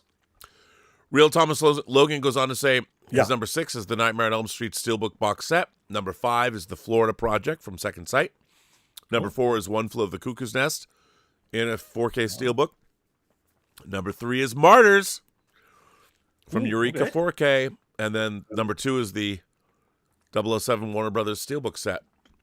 So there you go. Secular Monk celebrates 28 months of membership. And we are caught Awesome. up with the Super Chats. Okay. Then, headliner, Max Allen Over to Collins. Max. Your number 5. Isn't it 6? No, we are at number 5 already. Well, math confuses me. This is just a 4K release of the great movie Harvey. Okay. It ports over a bunch of stuff from an earlier release, but it's pretty good stuff. It's got James Stewart himself older introducing the picture and talking about it and his relationship with the material. There are a couple documentaries here about Universal, because this was released originally on Blu-ray. So in that package, it was celebrating 100 years of Universal. But it's a black and white movie, and it's a gentle fantasy that just happens to be one of my favorite movies. And I'm all about getting my favorite movies on 4K. And Stewart, to me, is the definitive male actor of the 20th century. I would say that nobody made more great movies, and I mean great movies, than Stewart. The list of his great movies is incredible. Harvey is one of them. It's not exactly like Vertigo. And Vertigo is not even exactly like Rear Window, which is another Hitchcock movie. And then there's It's a Wonderful Life. And then there's a Philadelphia Story. And then, it goes on and on of absolutely 4-star movies. And this is one of his best performances, which is saying something. He played this on I think it was in the West End. I think that's where he played this, maybe on Broadway. He was not the first person to play the character of Elwood P. Dowd. He was the second actor in. He's the one most identified with it. He did it on television, but this movie is definitive. It's incredibly warm and funny, and the philosophy behind it is quite wonderful. There's a line where Elwood P. Dowd, who is accompanied by this, and he's either delusional or he's accompanied by a 6'5" rabbit. And it could happen. Harvey, his best friend. And one of the things the movie is about is this a fantasy movie, or is this about a guy who's mentally ill in a kind of nice way? So as we all are here. Yeah, and it's about whether or not the people around him trying to get him committed. It's a very serious kind of subject on that level. But there's a moment where he talks about Stewart talks about his mother giving him advice and saying, Elwood. Then he says, she always called me Elwood, which is, of course, his name, which is probably what she'd call him. I went through my life for years trying to be smart. I had a choice between smart and pleasant. And I'm going to get in the line right, but the choice, she says, I recommend pleasant. So he's this sweet, harmless guy with a very positive outlook on life, spends quite a bit of time in a bar. And my kind of guy. Well, and he says, when they come into the bar, he introduces them to Harvey. They're always very interested. He said, says, quite a few of them don't come back. But many of them do, because they understand, because nobody comes into a bar with something small. And it's just, if you've never seen Harvey, if you like fantasy movies, great traditional Hollywood productions, and it's funny. It's funny as hell in some places. So this was one of my, this was a holy grail 4K.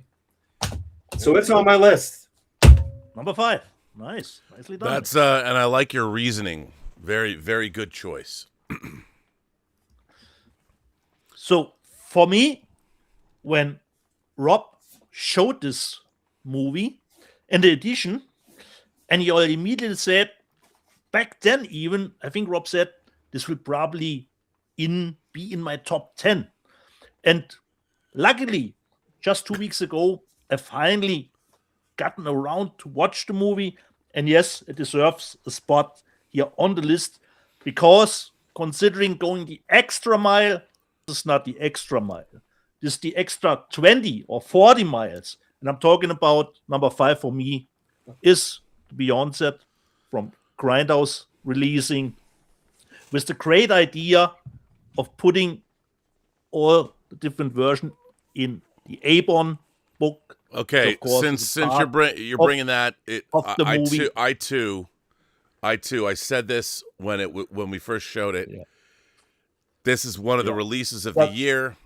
And I love the German poster here, Rob. Die Geisterstadt der Zombies, different title as always.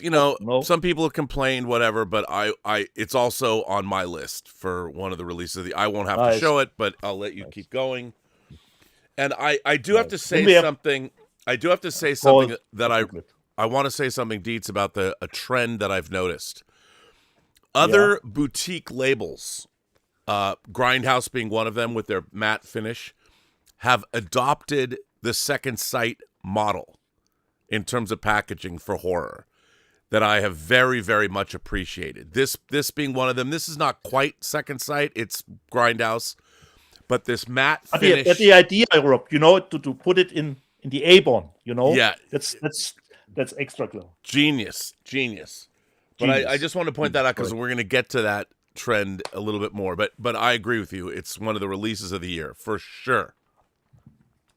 So the Beyond for Rob 2 at number 5.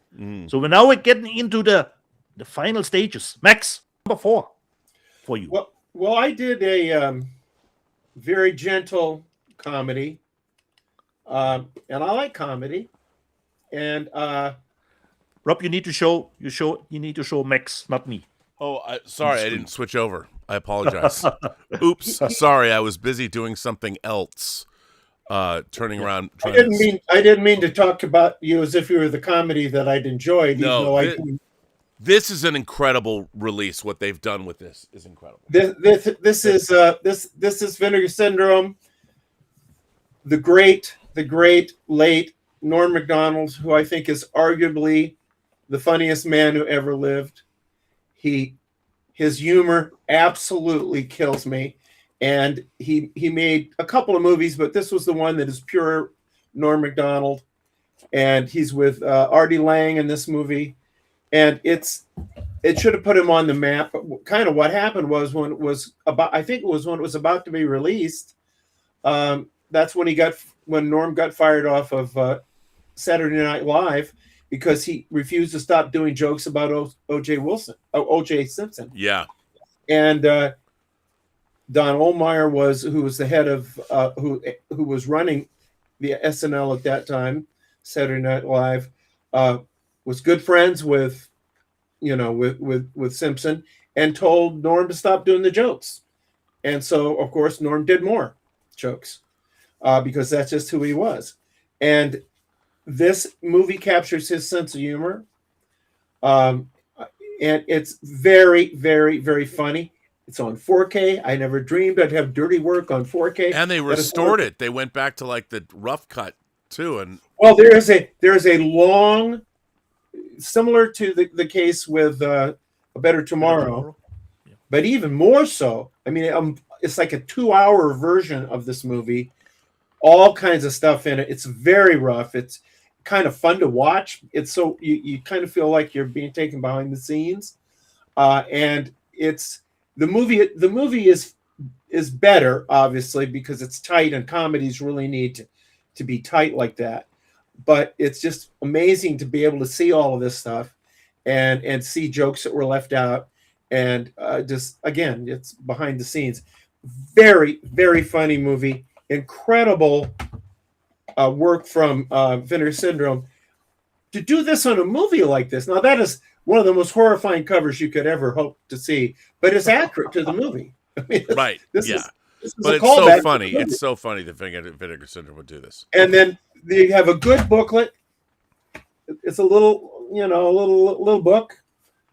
It's more than a booklet. It's got a spine, and I love this. This arguably probably should have been my favorite of the year, but I had something that demanded being there, and I'm all about integrity. But this is another scene from the movie. Yep. And I've heard people, this incredible collage of things from the movie that just look like they were thrown haphazardly.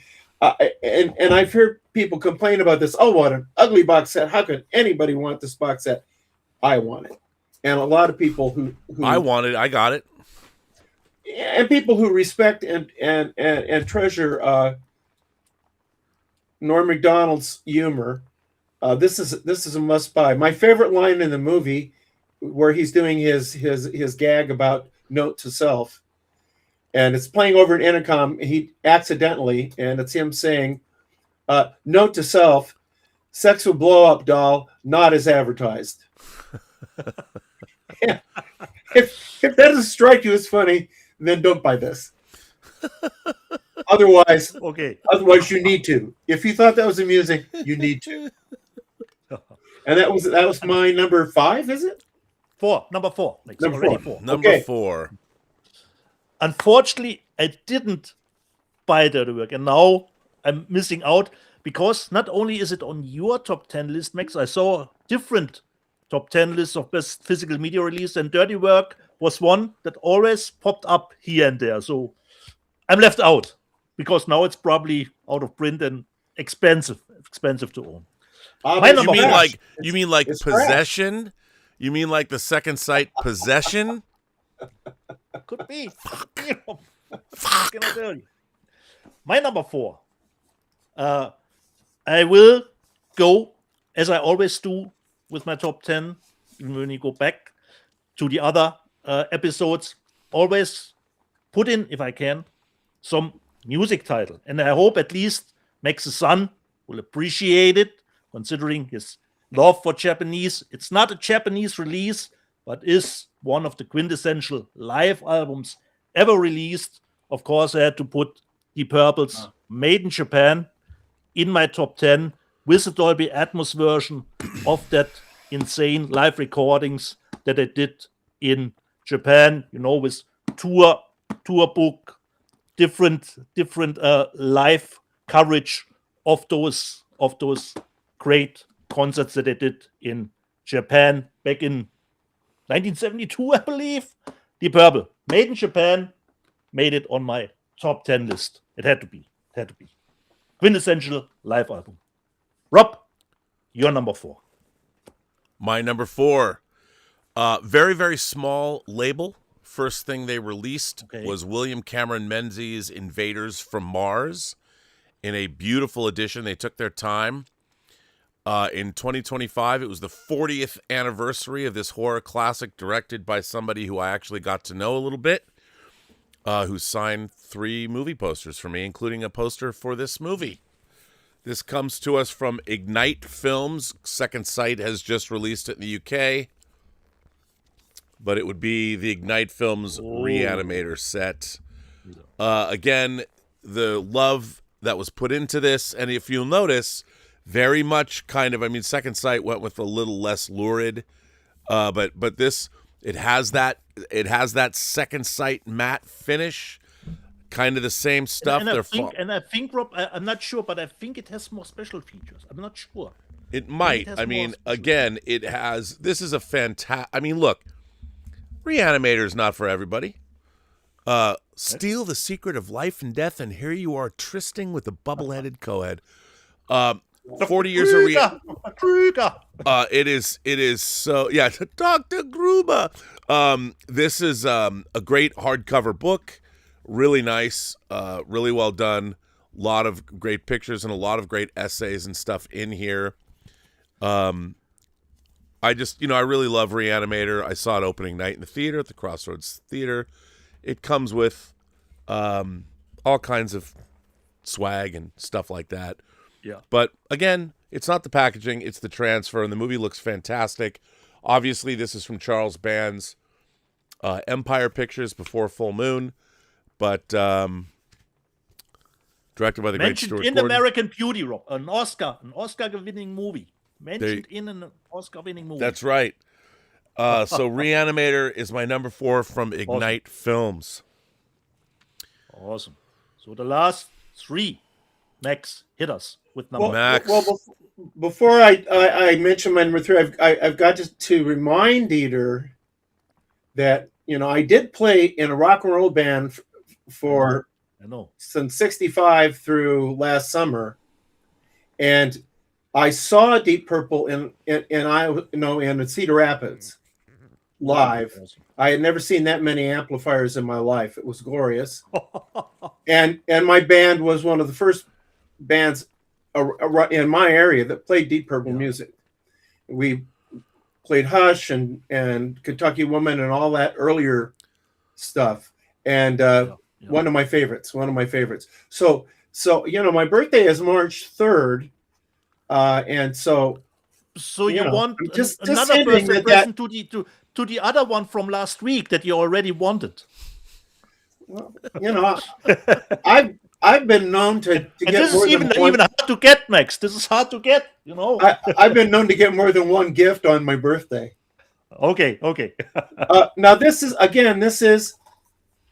fairly white bread release, but this movie. Look at you with the mainstream. By the way, produced by Roy Lee.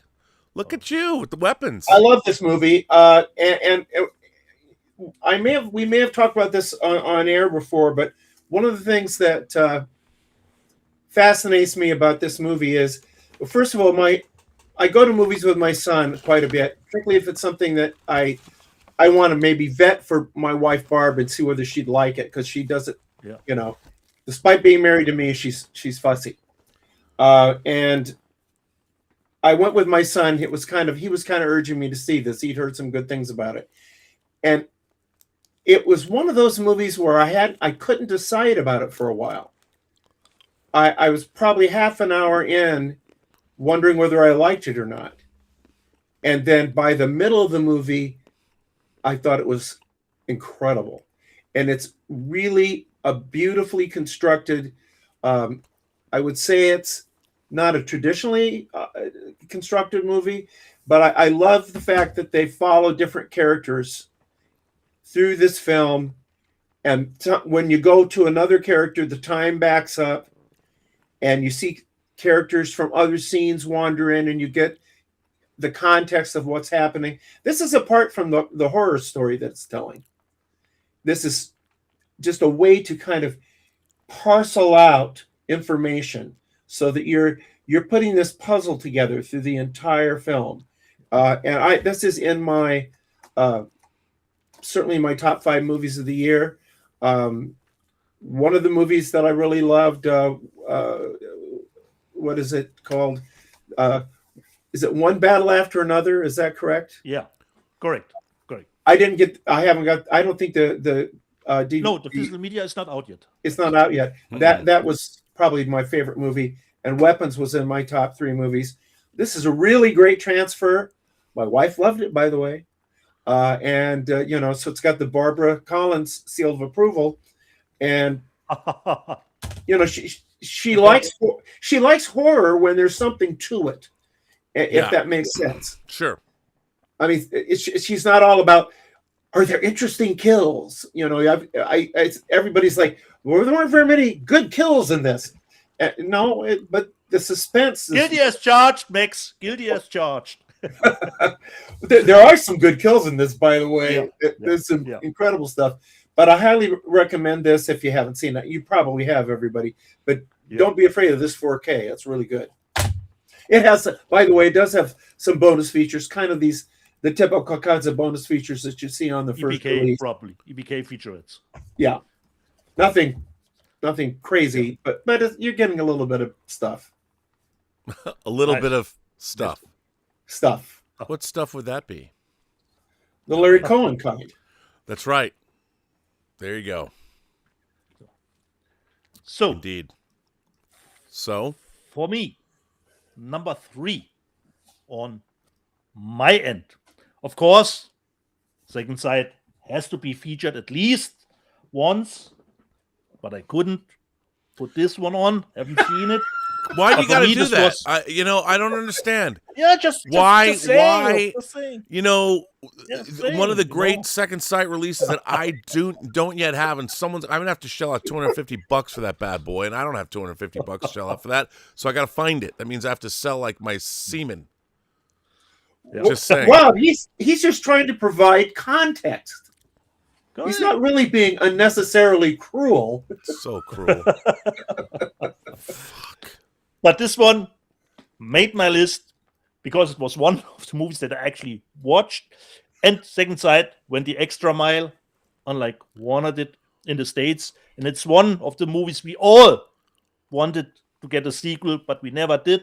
But it is, of course, number 3 for me is the Nice Guy set that they put out with the usual, the Diggy book, art cards. And since I love the movie, for me, Nice Guys from Second Sight is number 3 for me in my top 10. Well, Peter. Rob, to you. Excellent choice. Number 3.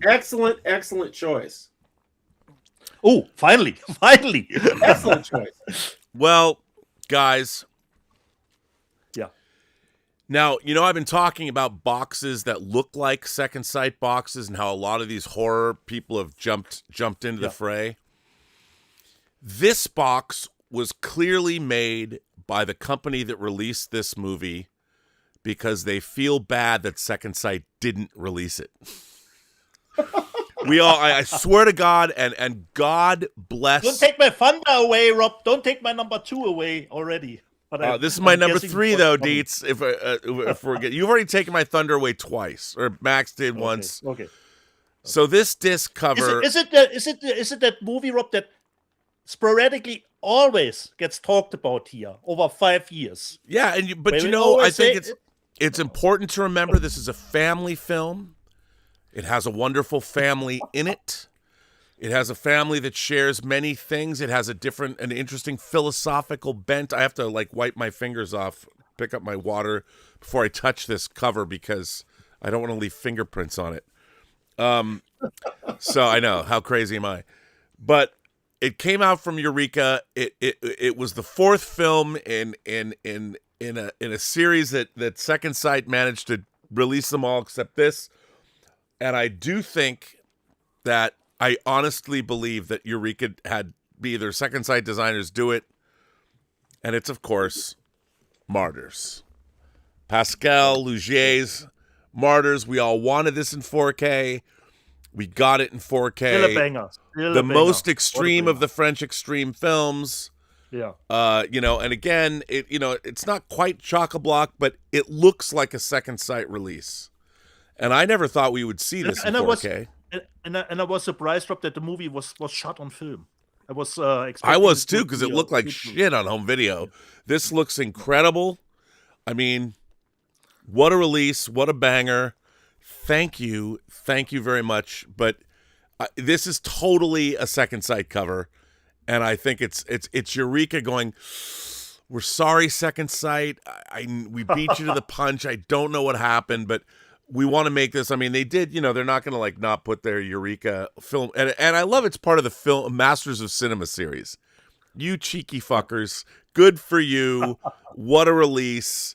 Happy to have it. Wow. My number 2, Rob. My number 2. Your number 2. Well, hang on. If it's your number 2, yeah, let's share the frame. Let's share our love, buddy. And this is, you know what? Since we've been doing this show, dreams have come true. Dreams have come true. Correct. And I would say that over the last 5 years, now we're into year 6, and I can say that is going to continue because people like George Feltenstein and their relationship with Arrow in particular, there's a couple of bangers coming that are part of my grail list of discs, Excalibur being one of them.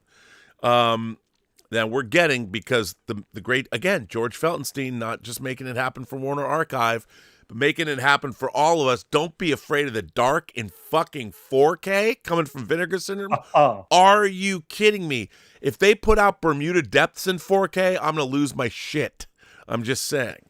So we're getting a lot out there. And Nice. I mean, I'll tell you guys. That's number 3. Amazing. So since my number 2 is amazing. already out with Martyrs, so Max, Well, you're number 2. Dieter, why don't we just show this for you? Yes, I didn't expect that at all. Yeah, this was my Thank you for that. this Thank you was for my- that. this was my number 11. This was but Honorable mention, Max. but I had to say, Dieter sent this to me. Probably Awesome. cost him 3 times as much to send it Shipping to costs, buy it. And it's a steel book, and it's an incredibly good movie. Everything Awesome. Dieter has to say about this movie is true. It is very funny. The closest I would come would be, Dieter, would you agree it's a little bit like a Quentin Tarantino movie? Yeah, certainly, Yeah. Max, certainly. And I loved it. So And the only hopefully, Max, if you were still on the air last week, you loved that I showed Diddy the doppelganger. You know? yes, yeah. But my actual is this my number 2 or my number 1? Number two. Okay, Number two. and this is another one that is, I suppose you could say it's white bread, but there's nothing really white bread about Sinners. Ooh. Sinners okay. is my number 2 movie of the year. Love this movie from the first frame to the last frame. It was the best kind of horror movie because it was a slow burn that really paid off, and it was chock-a-block full of interesting characters. There were no duds among the characters. I mean, you could be the fucking doorman, and you had absolutely. I love it. It's a great movie, and I can't really say enough about it. Again, this has the typical handful of special features that you get with a release like this, but wow, what a great looking 4K! Just an amazing movie, and if you don't own this, why? I actually like the cover artwork on the standard that you showed, Max, way more than the steelbook, actually. I didn't hear that, Dieter. I like the cover artwork from the standard release of Sinners way more than the steelbook, actually, that you showed. Yes, and you know, and I don't buy steel books, and this is why I missed the Bond set. That's the only reason I didn't go for the Bond set, is that I kind of avoid steel books because to me it seems like first of all, I think they're playing upon our sick collector mentality. Yeah, correct. It is true, Max. It is true. And to get them when they're to get them dinged all the time drives you absolutely crazy. It does. And you know, so you know, I don't go there. But I really my big regret of the year, for doing regrets too, is that I didn't buy that James Bond set. But there's someone out there in the audience who probably bought 2, and just like Thomas Logan probably has one sealed sitting on a shelf. Correct, Rob. He certainly has. Well, I just want to remind everybody that my birthday, it's not Bob's birthday, no matter what you think, but my birthday's coming up 3/3. March 4th. I won't say what the last part of it is. So I'm willing to beg and grovel to get free stuff, just so you know. Okay. Nicely done. I think I'm done. I think I'm done on Sinners. I think you got to have it. So I showed my number 2. So Rob, your number 2. My number 2. One of my favorite movies of all time. And the interesting thing about this movie was you could not get this version in HD. Because in HD, only the director's cut had ever been released, and it was a horrible transfer. It was released as a Warner Media book, but it came out this year And of course, Warner UK, the people at Warner UK that are making Ben-Hur available. This movie came out when I graduated from high school. It's my favorite movie of the year. It also won Best Picture in 1985. It is a great movie about art and the people that make art. Amadeus. Okay. Amadeus. This is a nice box set. Comes with a steelbook. And, of course, a lot of swag from the movie, which is, I really love these Warner Brothers UK releases. If it's something special, I mean, they did One Flew Over the Cuckoo's Nest, but they did the steelbook here too. They're going to do Ben-Hur. You get them in those great Warner Brothers cardboard boxes. So I waited. Why this is important is when the director's cut was made, the long version, they went and actually cut the negative of the version. So the theatrical version, which I prefer, I think the theatrical version is the best version of the movie, didn't exist anymore. So they had to go back and restore the theatrical version. The Saul Zaentz company did it in along with Warner Brothers. And so we have Amadeus. Is my number 2. So happy to have it. It looks fantastic. It sounds even better. Phenomenal release from Warner Brothers. So happy to have the theatrical version. And look, I kept my waxy media book of the director's cut. Yeah. But I do prefer this version of the film. Okay. So that's my number 2. Is awesome. So we are at the final stage. Max, Am I first? Number 1. Am I first now? Yeah. Well, the last one, Max. Number 1. I bet this isn't going to be a big surprise that my favorite disc of the year is the Two Jakes. Nice. And the reason why it's not because I did a commentary on there, but you did. I did with Heath Holland, and it's kind of an interesting commentary because I'm a Stone lover of this. Is one of my favorite movies, and he's skeptical, and that makes for a good for a good commentary. There's some good back and forth in there, and it does have quite a few good special features, bonus features. There's an interview with Nicholson about the film. There's good stuff in here. But the major thing is this sequel to Chinatown, much despised or at least derided over the years, which has gradually begun to have a much better reputation. And I've been an apologist from it almost since the day I saw it. And the major problem this movie has is that it is not Chinatown. But no other movies are Chinatown either. So this is I never thought I'd see this on 4K. This is one of the delights of being a collector of this stuff. The Chinatown set that came out included, was that last year? Yeah. Recent. No, I think it was a couple years ago, last year maybe. A nice set came out, and they included the Two Jakes, a Blu-ray. Right. And then I think either before or after that, it was released as a Blu-ray. And I just thought, never going to see this in 4K. Never going to see it on 4K. Just going to have to live with it. And then, God bless Kino Lorber. This is why they are my favorite video company right now, video distributor, because they gave me the Two Jakes. And this is all about these movies that we love that aren't in the upper tier, and we would like to, but we love them anyway for whatever reason. And this is the best purchase of the year for me. Kino Lorber's put out, as you had on your list, Dieter, the airport films in that great box set. Putting out the Ninja, Revenge of the Ninja, Ninja 3 Domination, the Alec Guinness Ealing Studios box set of 4K discs, everything from Monk to Kino Lorber's had an incredible year. I guess they have great sales where you can get many deals can be had. And I am so in debt to them for the things that they've made available to me. And they're not at all, even though the airport collection is pretty fancy, but they're basically here's the next one, here's the next one, here's the next one.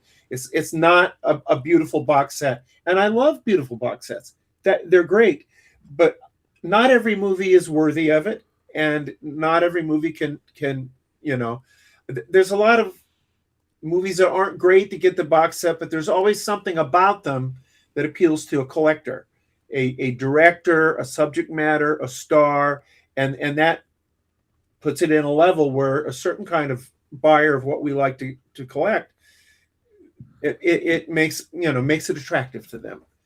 But God bless Kino Lorber. My two favorites, Kino Lorber and Warner Archives, neither of whom are famous for doing fancy box sets.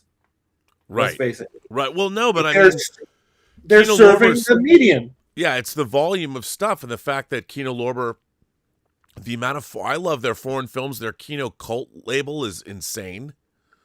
I still haven't figured it out. We got Ilsa She-Wolf of the SS. I was hoping one of you two would do one of those movies, but maybe that's not on anybody's public top 10 list. Made the cut, Max. Didn't quite make. Yeah. Didn't quite make. If it were like the airport edition, with all the Ilsa movies in it, Peter, how much did Rob pay you to put the airport box on your top 10 list? I never even talked to him about it. Nothing. I put it on my own because we always want to be surprised what the other has put on the list. There is no shenanigans up ahead. What one puts on their list.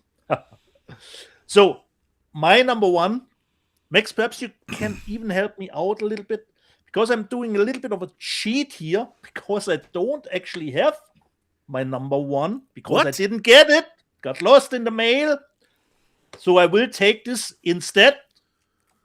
I put The Killer on number one. Even it would be hard-boiled because I'm an action junkie. Yeah. Simply because we've waited so long for the John movies to come out. So these are important, for me, important releases to finally get those movies. We're not double dipping, triple dipping. No, for the first time officially, we get the John movies. Be it the Arrow, be it the Shout Factories. I would have chosen Hardboiled because I'm an action junkie. But since I don't have it, I don't know if Max has it in reach to show it would be my number one. But to get around with what Max has started with number 10, I'm closing it out with The Killer from Shout as my number one. Good choice. So our manager will take the last one with his number one. Rob, Well, I cheated. you my cheated number too, Rob. one- Like me, Rob. My number one is 3. Because you can't not. Pick one. Well, you can't. As Quentin Tarantino would tell you, this is the best trilogy of all time. And we got the definitive releases of these movies from Arrow. Go full frame, Rob. Go full frame. I will go full frame. And these, even the damn fool idealistic crusader who contributed to these releases has given them his seal of approval. And that is, of course, Sergio Leone's Man with No Name. A Fistful of Dollars. For a Few Dollars More. And The Good, the Bad, and the Ugly. These are all big Arrow releases with O-rings, definitive books, definitive transfers, incredibly tasty artwork on the front. And as everybody knows, if you really want to watch these properly, you watch them in reverse order. So you start with Good, the Bad, and the Ugly. You move down to For a Few Dollars More and finish up with A Fistful of Dollars. There's been many of these. Kino Lorber put these out.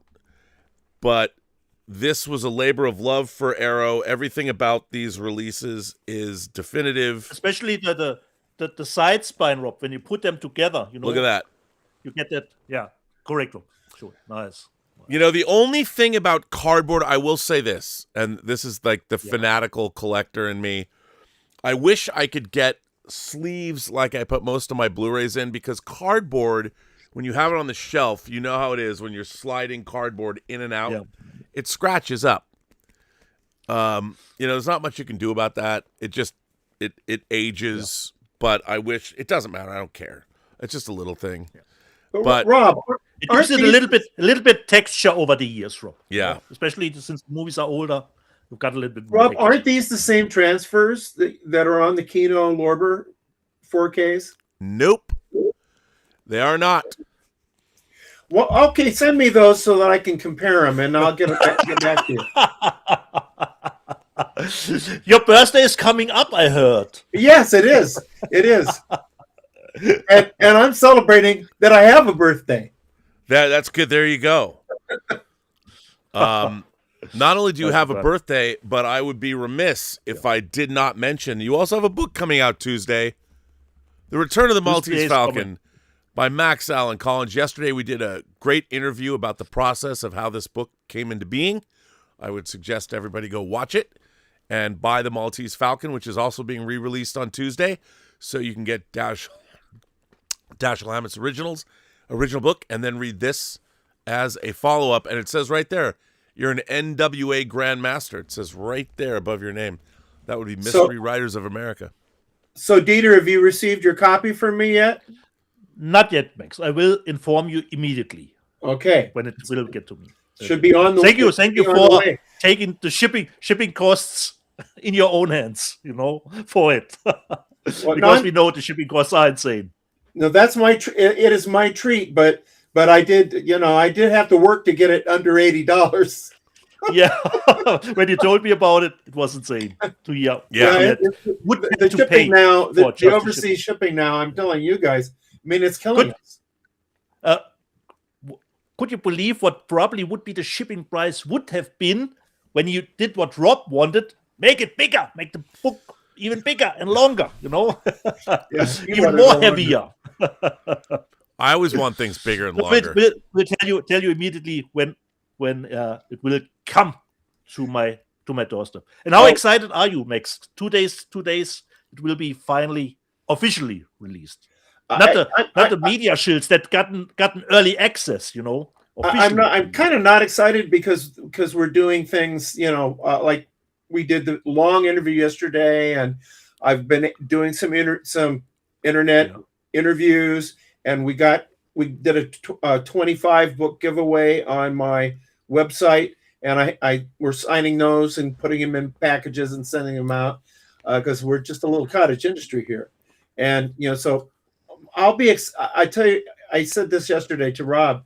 When I see it in the Barnes & Noble on the new release shelf, face out, then I'm excited. Nice. Yeah. Well, that makes And I sense. think So we will next week perhaps see if the book will come up at the box office. There you go. As a new entry. Well, speaking of which, probably should mention what a beautiful 4K there is of the Maltese Falcon. I think it was released it wasn't last year, it was the year before. Not sure when the release it's really date was. nice. It's really great. Nice. It's And really great. beautifully packaged too. So Yep. so that's something I recommend. And interestingly, and Rob knows this, I was not able to look at the movie before I started the book, because once we started to do this, and we're operating with a public domain property. Yeah.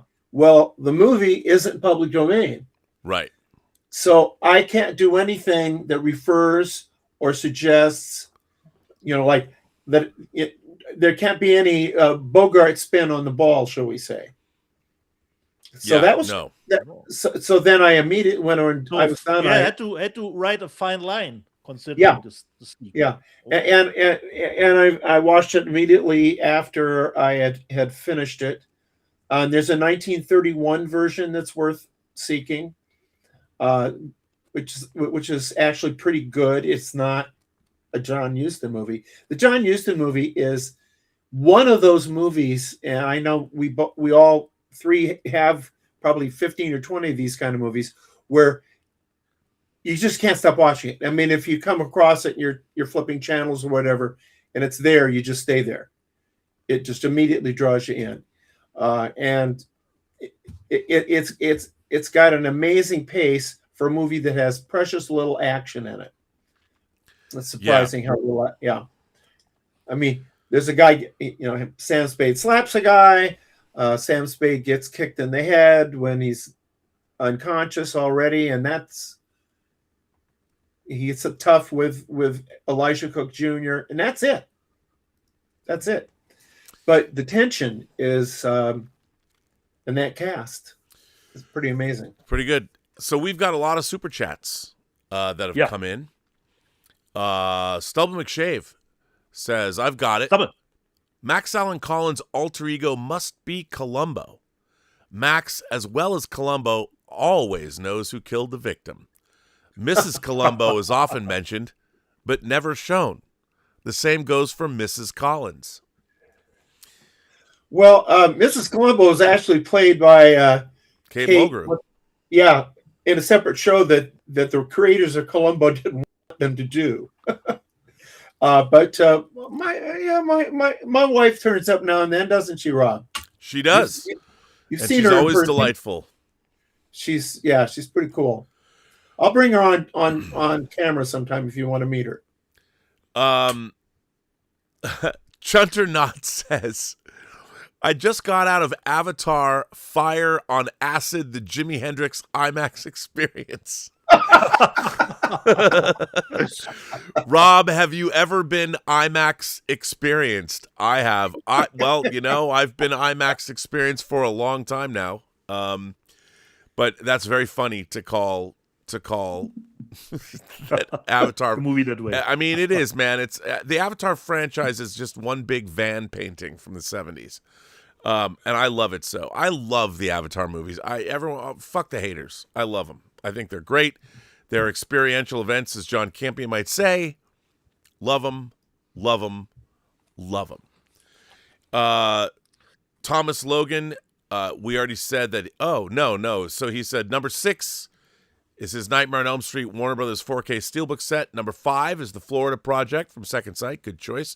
One Flew Over the Cuckoo's Nest from the Warner Brothers 4K Steelbook. Number 3 is Martyrs from Eureka. Number 2 is the Connery 007 4K Steelbook set. We'll see what his number 1 is coming up. Number 1 is missing. Number 1. It's running so far. Secular Monk celebrates 28 months of membership. I appreciate that. Secular Monk. 8-Bit Sight is Walter White Walker says, I kept thinking Vecna's lair looked like the castle in Dark Crystal. It did, didn't it? Come to find out that the Duffers are working with Age of Resistance creators on the Burrows. That's interesting. They didn't get enough love. Tom Jr. Jackson says, by the way, he made some cool graphics for us, but I couldn't find them. I went back to find them. I don't know where they went. Tom Jr. Jackson says, hey, there are dead hookers in the trunk of these cars. Don Rickles is a classic in the movie. It was a great movie, and I love Dirty Work. Tom Jr. Jackson, you have good taste in comedies. 8-Bit Sight says, Rob, did you get the Intellivision Sprint? I didn't. I forgot all about it, and I told no one about it, so no one got it for me for Christmas. So I got clothes, which is fine. No one can figure out what to buy me anyway. So clothes are good. I didn't get it, but I want to get it. I don't know, can you get it or not? Tommy Ricknell says, Rennie Harlan had the best 4Ks of 2025, just saying. Well, you got Nightmare 4. I would have mentioned it as an honorable mention, Tommy, because not only I love Longest Goodnight, it always comes with the great Alyssa Views episode where Rob rips the finish hack a new one. I always loved that Alyssa Views. I like that movie a lot, Peter. I like that movie a lot. Thank you, Max. Thank you. I like it more now. Real Thomas Logan says, Criterion won 2025 with 2 Kubrick masterpieces. So his number 1A is Barry Lyndon, and number 1B is Eyes Wide Shut. The Connery 007 set would be number 1 had Warner Brothers included Never Say Never Again. Check your email now, Bobby. You're always sending me stuff during shows. I can't do anything with emails during shows. Yeah. But here's the thing. I would have put Eyes Wide Shut and Barry Lyndon on my list, but I've watched them so much that it was great to get Barry Lyndon in 4K and Eyes Wide Shut in 4K. But again, I've watched them so many times, and I knew that we were going to get them, so it was great to get them. Yeah. And Barry Lyndon looks incredible in 4K, but it wasn't something I didn't already have. You know, Correct. And that was the thing. Like, I knew I was going to get a 4K upgrade eventually from Criterion, and I've had the original version of Eyes Wide Shut. I owned it on DVD when I got it from Europe when it first came out, because the American version was edited with those stupid digital figures. So I've been watching those movies for so long, I didn't include them. But that's why I said, Rob, this is my number one, because we have waited so long to get the John Woo movies. Finally. Yeah, exactly, right? But definitely the Barry Lyndon and the Eyes Wide Shut are releases of the year for sure. So Thomas is right about that. But Rob, I think the weakness in the Criterion approach right now is that there's no difference when they upgrade. They don't do anything new in the packaging or the special features, and and so I go ahead and buy them, but I always feel kind of taken. Yep. And they should be giving us something else. They're giving us the transfers, but they made those transfers. They jumped into 4K late, and I appreciate, like, when you get an Altered States, in 4K, which I don't have, by the way, but Jordan Cronenweth shot it, Blade Runner cinematographer. I love Altered States. Again, a product of Warner Brothers deals. Warner Brothers, and look, I'll tell you something. Like, Criterion has owned the rights, or they've had the rights to the right stuff for 5 years. Where is it? You missed the 40th anniversary of the film, which was 1983. It's like the people at Criterion. I love Criterion. I've been buying Criterion things now this will be the 42nd year I've been buying Criterion discs. As I told people when I first moved to LA, I rode my bike to the Criterion offices and picked up my 2001 CAV Laserdisc at their office in the summer of 1988. But still, like, the right stuff isn't Criterion enough for Criterion. They do things like the 4K. The 4K, they should have done something. I mean, I understand they already have the packaging. They just have to retypeset it or whatever, but they really should do something. Do something. At least with Nora, they did a nice sticky, But that was new. So that came out in 4K. That was new. But they're doing fine. They're doing fine on the new stuff. When they bring stuff out, give us a little bit of something, because we have bought those, and it's particularly frustrating when you haven't watched the other version yet. It's still in the shrink wrap. Andy Haynes. You all know that.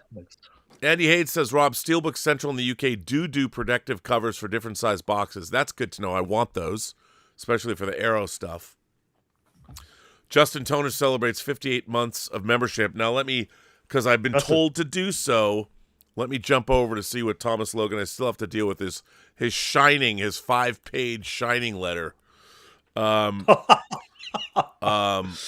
Show these, Bobby. He wants me to show, he wants me to show his sealed. It's so weird that he buys these discs and doesn't open them. 007 box set. Yeah. It's he has his sealed. It's weird to me that he buys these sealed versions and doesn't open two them versions. Yeah, he buys two of each. But yeah, I mean, that's cool. Well, hang on, I have to see. It takes a while. I gotta go figure that out. I'll deal with that later. Hang on, Thomas. You gotta give me. Again, doing it. You gotta send this stuff to me beforehand, so I can download it and load up the software before the show starts. So I think it's all easy peasy, Rob.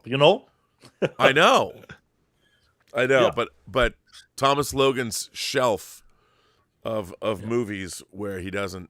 But anyway, so what are your, to recap, what is your assessment for the I've- year. Perhaps not for the year, but just for our show. I love that we had very different ones, barely any same. Besides the 007 and the Martyr stuff and the Killer set, they were pretty divisive picks here Yeah. on our three top tens, which I totally enjoyed. Well, That were divisive. well, I like that I'm on the show where the other two guys wanted the Martyrs release, and I wanted Harvey. Nicely balanced, That's what's wrong with this picture, right? There you go, man.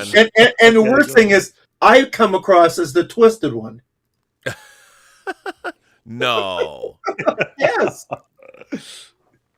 Well, Harvey is It's the a nice classic after all. pellet cleanser for Martyrs. You know? Well, I think you're absolutely right, Dieter, because if this will give more people an opportunity to say, "Oh, I should have sampled that. I should have sampled this," and to hear our enthusiasm for these different discs. Because, as Rob said, the state of the industry right now, as physical media slowly dies, it's dying in glory. I mean, certainly with a bang I or bang. just don't know how we're going to 100%. survive this week. How we're going to survive this year with the how much money we're all going to be spending. Yeah. Would be Which insane. is kind of weird. But so look, just so you know how insane Thomas Logan is, here are some of his shelves with his sealed discs. Look at that, Mississippi Burning. I don't have that. There you go. There we go. Although I didn't I didn't turn these the right direction, but now you can see the spines. And all of these are sealed. I guess he gets two. And then there you go. More of that. And then, of course, here's a quick little video that Walter Whitewalker sent in. Ho, ho, ho. Yes, please. Ho, ho, ho. So there you go. More Yes, AI please. fun. Although nothing beats this, which freaks me out every time I see it, which I love. People always ask me, it's so funny because that's an actual photograph from the cover of the Seattle Times calendar section. And people always ask me when they look at it today, why are you holding up Out of Africa? And it's because that week, Out of Africa was the biggest, it was the Best Picture winner. That was the biggest Laserdisc that came out that week. That's why I'm holding it up. And I remember, Rob, about those picture. What is that laser disc with the swastika in the background? This would not fly in German stores. No, it's Codename Emerald with Ed Harris, I think it's what it's called. Yeah. But no, it was a great year for physical media. The boutique labels, there's so many of them. We mentioned a lot of them, but you guys are doing the greatest of work. And hopefully as studios, with all these mergers and acquisitions, do you guys have things like I said, Black Rain? I obviously still have Grail titles that I'm not so worried about anymore. Things like Logan's Run. But like 20th Century Fox, they put out Sound of Music. Good for them. I want the fucking Planet of the Apes movies in 4K. Where are they? It used to be staples. Since their merger with Disney, hopefully Sony will get this stuff out because Sony's done some great stuff. They put out Silverado this year. We did get Tombstone this year. But there's so many Disney titles. They used to be the great physical media company, and now they haven't released shit. I want Blood In, Blood Out. I want the Planet of the Apes movies. From Fox. There's a million Fox titles I want. Where are they? Steve Asbell, the Quiet King of Franchises, is trying to do his best. But what do you guys want to see? Do you have any titles you want to see come out in 2026? Well, for Fox, I'd like to see a Marilyn Monroe 4K box. Yeah. That's not out there. It could be a little selective, but all the good stuff was pretty much done there. Almost all of it. And the movie I want most, which may or may not surprise people, is I want Lil Abner, the Broadway musical that they did based on the Broadway musical. Lil Abner, listen, It's full of girls in skimpy costumes. It's got come on, Rob. It's got it's got Stella Stevens at her I want most Stella Star. Give me Star Crash in 4K. Well, I want that too, but that really is the thing I want the most, because it's very faithful to the Broadway show. Which was very faithful to a comic strip that I love, and also Stella Stevens looks really, really good in that movie. Like Abner asks her, "Do you get a bed and board?" And she says, "Extremely." Well, there you go. I mean, yeah. But it's funny. It's a Paramount, so Kino should be able to do it. It isn't on Blu-ray. It's only it's only on DVD. It deserves better. It deserves better. It's a VistaVision movie, for Christ's sake. Wow. Well, I mean, we've been getting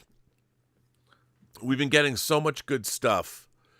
So much good stuff on physical media. We did finally get things like Martyrs, beautiful 4Ks of Reanimator. The horror has been very well served, because the horror market is still, people are still buying up horror titles.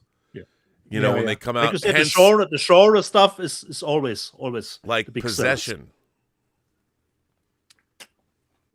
Sales. Yeah. I'm sure. I don't know, Rob, is it really completely out of stock, or will they restock the edition at one No, time? I don't know, man. I don't think they do, because when Second Sight sells out of those boxes, they're gone. Okay. I mean, you can get them. Okay. You just have to go buy them for, extreme amounts of money. And you know what? Yeah. It's like Super Deluxe Edition. I forgot that they were selling George Michael's Faith in Dolby Atmos, and they sold out of it. Yeah. And if you don't get it, you don't Forgetting is not a good excuse, Rob. You got to be on top of this shit. There you go. There you go. There's no excuse, because I need George Michael in Atmos. And if you don't get it you don't get the extra slipcase. That's the special they give you, the slipcase. Yeah. I guess it would be nice if I could touch your disc. I know not everybody's got a disc like yours. Ooh. But I got to think twice. Anyway, apparently not. How do you get to sleep at night thinking about all these things that you still need and want? How do you get any rest? It's a gift. It's a gift, Max. I can't get into how I get any rest. I don't want to talk about what keeps me going. You got to keep everything. There are relaxation. I heard an interesting term when I was in New Zealand, and I had never. So the first time I was in New Zealand on Lion the Witch in the Wardrobe, I had gone early by myself, and I had to go get our apartment that we would have for 14 months in country, and there was having some like seafood festival out on the dock, and this was in the Auckland waterfront. And I met these very flirty girls, but they were like my age. They weren't like, when I say, they were flirty women. And one of them kept saying, "I need an oil and lube." And I didn't know what that meant. I'm like, "What do you mean? Is that a seafood thing? Like, is that why you're saying it?" And you can guess what it meant. But I didn't realize she was saying that she hadn't had an oil and lube and she didn't say like job. She just said oil and lube. And I'm like, I don't know what that means. I thought it was some New Zealand slang. I hadn't heard it. It means exactly what you'd think it means. But maybe that's what keeps me going. That's all I'm going to say. You just never know. But there's so much to keep up with. I mean, if you're a collector, I kind of gave up on hot toys. They're expensive, and there's like too many. It's gotten stressful. Being a physical. You know what? Hot toys are just pieces of plastic, but we look at films. We study films. We enjoy films. We watch our films. Hot toys got to the point where they've made so many figures. It's so out of control. that I barely keep. I mean, they'll release a figure or something. A couple. There's stuff that's coming out that's I like, but And how early you need to pre-order until the figure comes out is ridiculous. yeah, it's no fun. It's it's no fun anymore. And there's always somebody that has more than you, and it's whatever.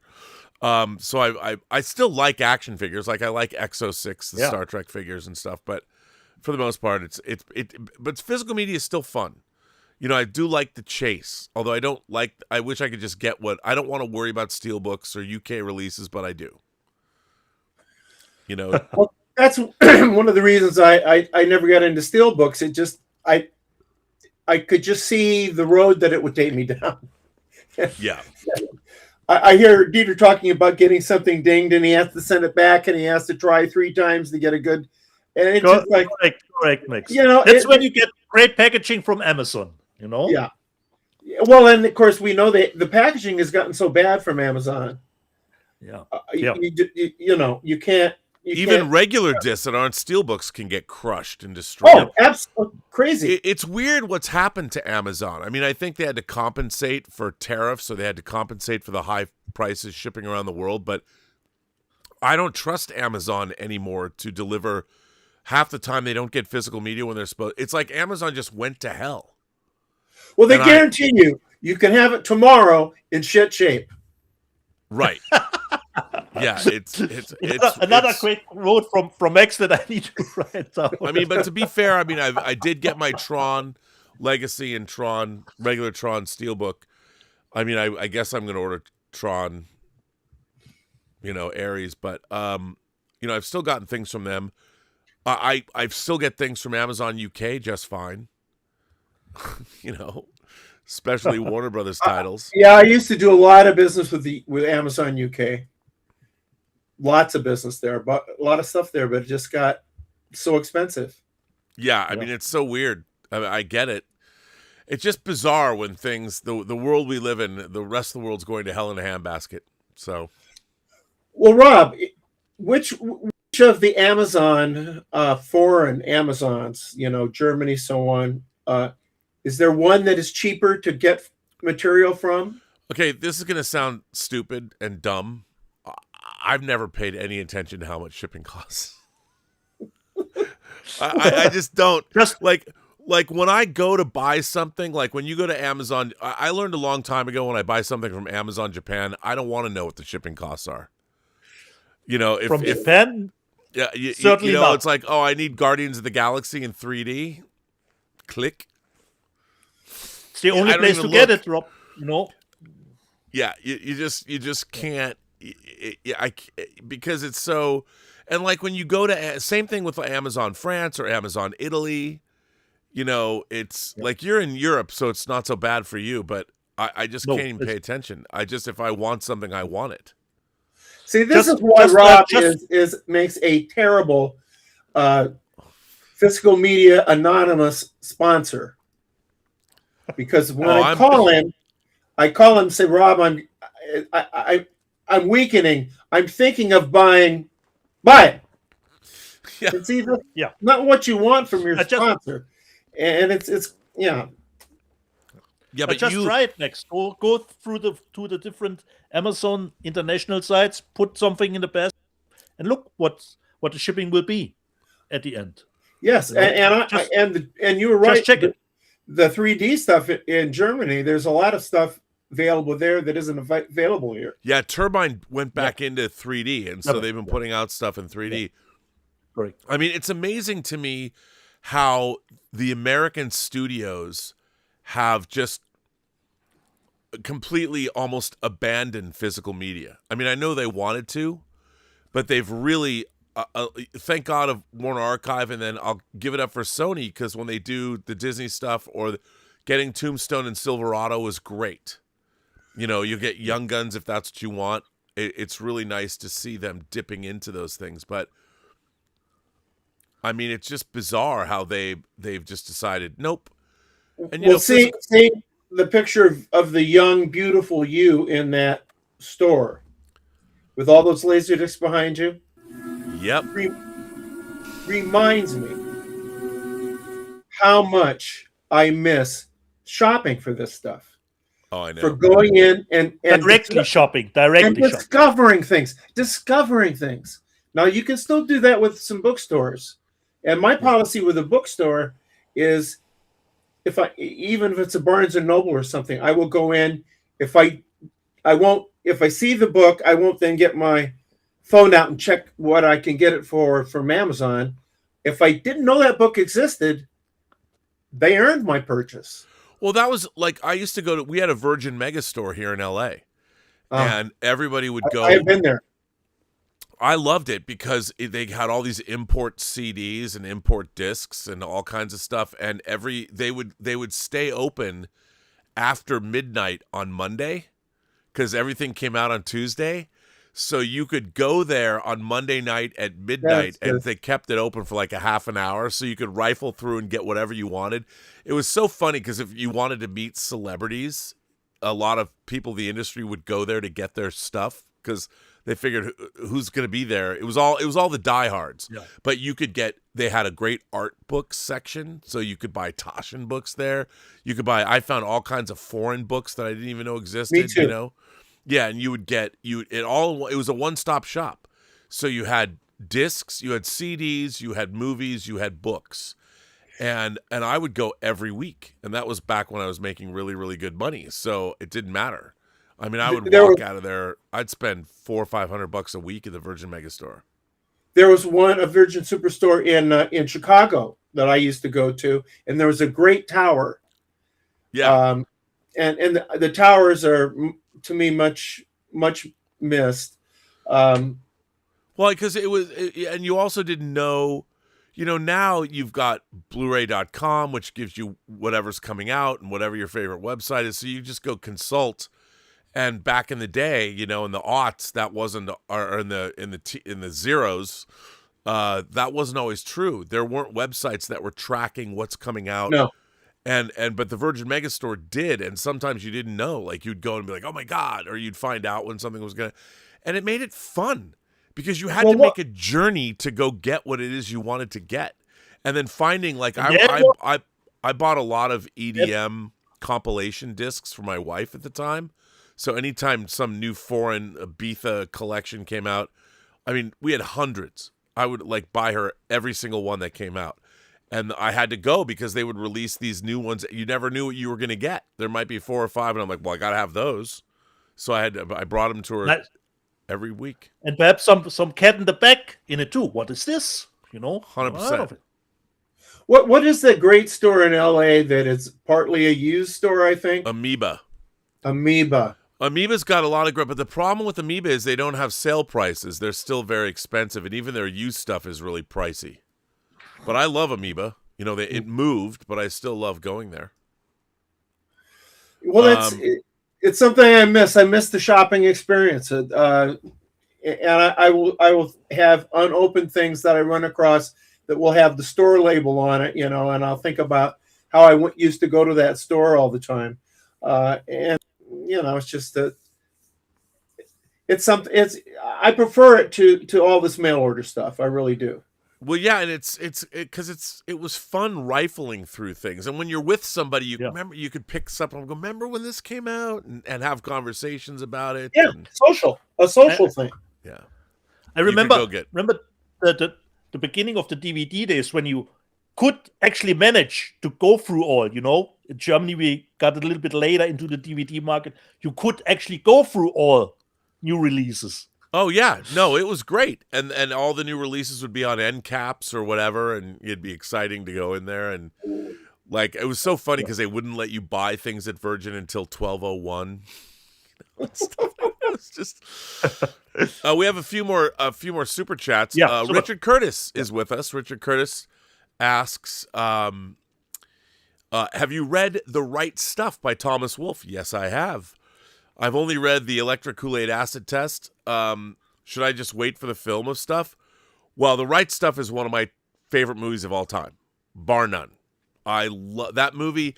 That movie is Philip Kaufman directed it. He made it after he made it before he made The Unbearable Lightness of Being, but after he made the great Invasion of the Body Snatchers remake that came out in 1978. Right Stuff came out in 1983. It's one of my favorite movies of all time. It is a sprawling epic that's full of different tones. It mixes comedy with drama, with action, adventure. It's a great movie. The book is great, but the movie's really good too. And the movie's 3 hours and 15 minutes long. It's truly an epic. You should seek it out. It's incredible. The cast will blow you away. Really, really, really good. So check it out. Stubble McShave says, what do you think will happen with Warner Physical Media after the Netflix merger? What's your best case scenario and your worst case scenario? I think it's a good question. George Feltenstein seems to be optimistic about it because I think that they want Warner Brothers to keep its business the way it is. And I think the thing about Warner Archive is whatever Warner Home Video is doing, especially with their new releases, what they're doing is future-proofing. I mean, especially Warner Archive, they're going in and restoring all of these movies that will wind up on the streamer anyway at some point. So what they're doing is they're turning Warner Brothers' classic library, MGM as well, into streamable stuff. I mean, they're doing these incredible restorations that will later be streamed. And let's face it, I mean, most people today, people are watching old movies. I mean, they're not watching old movies. So they're creating, I mean, I think HBO, they need to give Warner Archive its own. I hope on Netflix they'll make a Warner Archive section, and Warner Archive could just take all their physical media that they've spent years restoring and put it up so people can watch old movies. Because, young people will discover them. If you have them in one place and they're curated so somebody knows what they're watching, I think Netflix could only benefit because they have all this great stuff that George Feltenstein's already done. So I think, look, physical media is dying if for no other reason than players are only going to be manufactured for so long. If I had extra $1,500 or something, I'd buy a few Magnetar players and put them away for a rainy day. Yeah. But eventually no one's going to make the players anymore. And with game systems abandoning players, with they're not going to have external drives or anything, eventually physical media is going to go away. We're going to see it. I think it would be gone. I'll give it 5 years, maybe. Really? Yeah, I think. Because people will still buy it, but you won't be able to get players. And unfortunately, the reality is that our world, the world that we live in, the younger generation, you'd have to get them interested in physical media. They're not interested in old movies. You can sit there and say, oh, well, some of them are. You have these. They're only interested in some old movies. No one's going back and revisiting the classic MGM musicals, for instance. Maybe someday somebody will be more interested in that, but the youth of the world doesn't care about. We had a significant shift in entertainment. We grew up in a generation where we defined ourselves by looking outward. The generation now is looking inward. So, they're defined by their trauma or their perceived trauma, not by their favorite movies. They're not, and even their music, it's not about the music, it's about how does the music relate to them. And even though that was always true, we were always, we were looking outward to things. We were looking outward at art to define our existence. Now it's how does art serve me? Which is, and I think movies, unfortunately, I think, are, like I've said, are the great art form of the 20th century. They'll stick around for a while, but even studios. Ballet is here. Opera is here, It's so. Yeah. I'm not going to say it's going to go away forever, but look at the movies that the studios are making. They're just making spectacle entertainments. Nobody's making character-based adult dramas anymore. Those get turned into 10-part shows on Netflix. It is what it is. It's just a different. Yep. It's a different time. People are different today. Dieter, I was just going to ask Dieter if he sees it the same way from the sort of European point of view. I don't know, considering the player stuff. I think there are enough players left on the market at the moment. Luckily, I don't have to replace any of the Oppo players yet. They're still working. fine. Even my 4K player from Panasonic is working still fine. So fingers crossed on that front. But it's not a bad idea what Rob is saying to save one for a rainy day. At least I would have my gaming consoles, but they are my least favorite option to watch a movie on them because I don't have them. I rather have a normal player. But if you don't get any player anymore, there will always be at least some cheaper ones that we at least would probably be able to get. I mean, it's it is, art is defined by its time, and obviously we can look at paintings from hundreds of years ago and still enjoy them, but look at how much of our television and cinema landscape has been completely forgotten. I would say that how many young people are watching, I don't know, even TV shows from the 80s. It's all, unfortunately, it is what it is. And while we love cinema, and to me, cinema changed my life, it was the great art form of my lifetime, it isn't, there are no great stories anymore. People don't go see movies and come out of them and I mean, I think about movies I went, like Norma Ray with Sally Field. I remember going to see that with my mom, about a union organizer, and no one would make that movie today. No. A studio, and all these movies that I saw that helped me define, like I remember seeing Coming Home, which Kino Lorber put out, the Jane Fonda movie. I think it's Jane Fonda and John Voight, about a Vietnam veteran who comes home and the relationship they have. These are huge movies, that Sure. adults would go see, that were dealing with adult subject matter. But we don't even have the adults in the United States anymore are infantilized. We don't even have, in our adult world, we don't even have people that can deal with adults. We can't even deal with one another as adults. I mean, I get people that because I'll espouse a view about something, they'll be like, John Campea should fire you. And it's like, why? Because I disagree with something, I've said something at you politically that you don't like, so I should be fired? I mean, where's the nuance? What is it that I've said? And people don't even know, they don't even know what they believe anymore. And it's gotten to the point where there's no discourse. So movies that actually are delving into the real truths about being a human being, we've been so infantilized that nobody wants to watch that stuff. We just want to watch the Avengers. To be fair, Avengers Doomsday is going to be a fucking banger, and you can take that to the bank. Believe that. And I know, I can unequivocally say, Avengers Doomsday is going to be a fucking banger.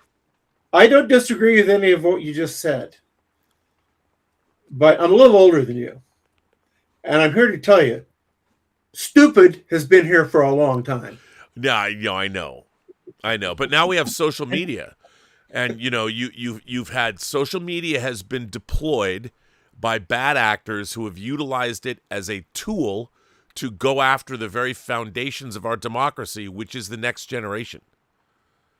And that's why you have democratic socialists winning elections, because there are people that have been convinced that that's the way things should be. They're going to take care of us.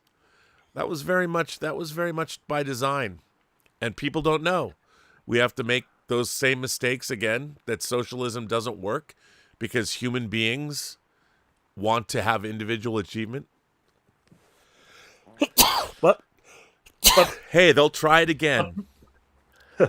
But Max, just as a quick reminder, considering a Blu-ray backup player, didn't the birthdays coming up in March? It is.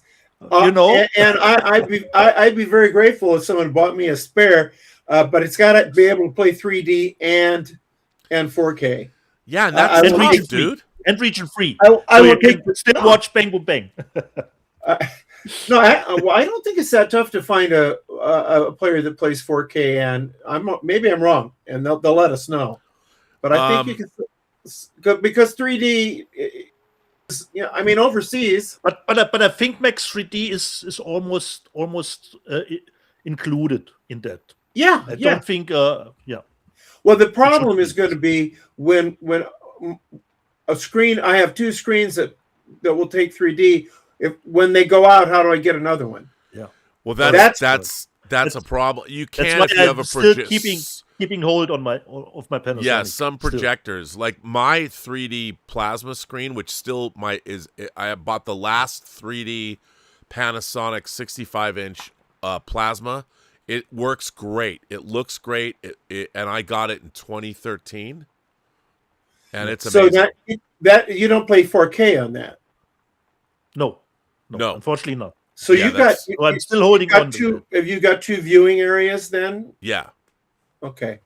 That TV is our plasma's in our bedroom, and the movie room has the OLED mounted to the wall on a swivel, a swivel mount.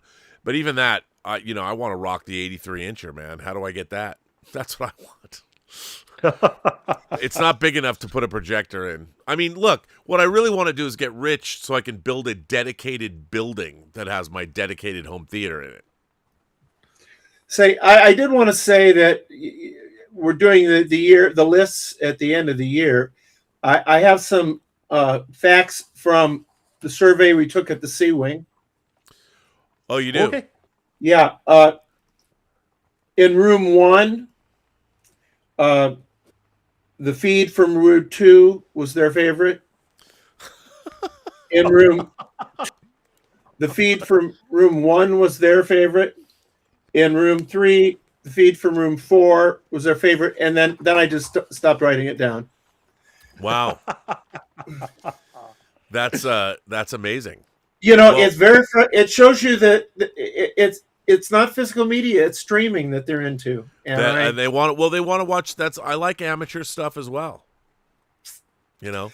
I'm disappointed. I thought we had a classier kind of clientele at the Sea Wing. No, but I mean, even amateurs got commodified.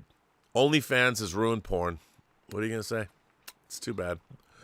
But it is self-perpetuating at the Sea Wing. We create our own. It is true. That is it. You remember the old homegrown label? Well, we follow in the footsteps of homegrown. Richard Curtis sends in a super chat and says, "I hope Warner Brothers might do a good release of Falling Down this year.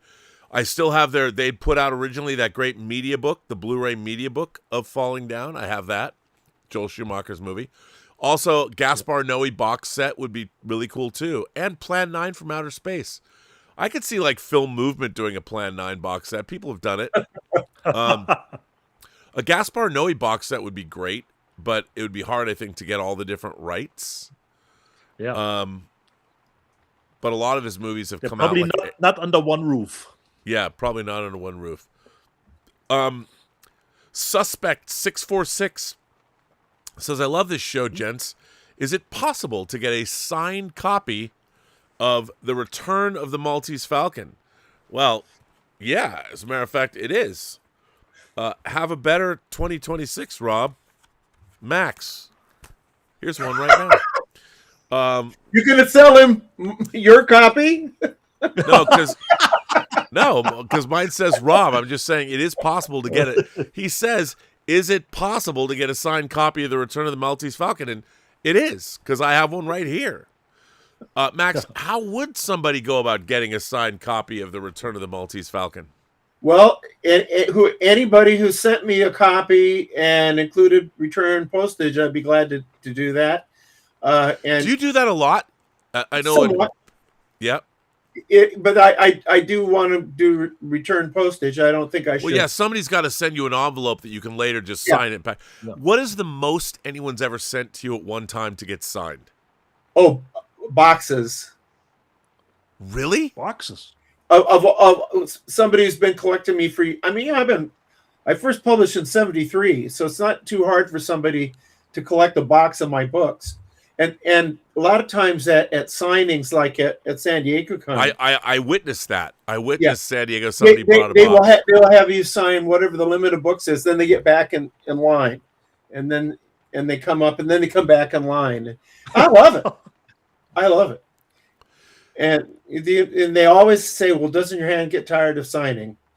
No, particularly not the back of checks. Right.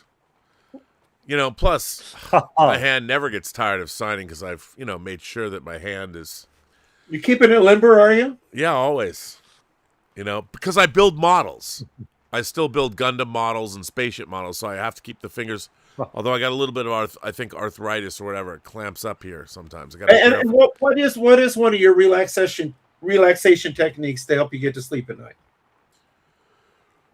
Well, considering I have multiple dogs crawling all over me to situate themselves, I'll tell you, I learned a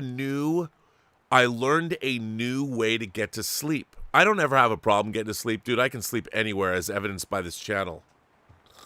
I can do that, I swear to God. Classic. Is it true you fell asleep on TV before? Oh, Yeah. dude, I fell asleep for like 6 hours. You have missed that epic show, where the live chat was going we were on for like 4 hours, We were on for like 8 hours, and I just fell asleep. He was sleeping on the bridge of the observatory. Yeah, I was sleeping on the bridge during his duty. I can sleep anywhere. Dude, I've slept standing up, leaning against a wall. But I've never had a problem. But I did learn a really interesting technique the other day. I read about it and tried it, and it works really, really well. Because I can almost will myself to sleep, but I tried this. I read that if you go to sleep, you want to fall asleep and you can't fall asleep, you close your eyes and you dart your eyes around, even though your eyes are closed. You move your eyes really fast around. And I was out, dude. Out. I tried it to see if it worked. Like, I've never had a problem sleeping. I've never really had. Well, one of the techniques that I've learned is that you start at your age and count backwards. But my problem is that by the time I get down to 10, 9, then the sun is coming up. There you go. That's. So that's not working for me. No. By the way, can I just say the first steelbook I'm buying? I'm buying the steelbook. Oh, look at that!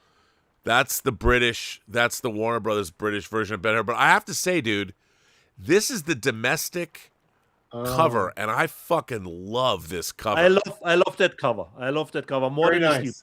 I know, more than the steelbook, but I feel like because if a movie is epic or something, I feel I gotta rock the steelbook. But I wish that, I might just hold off and just get this.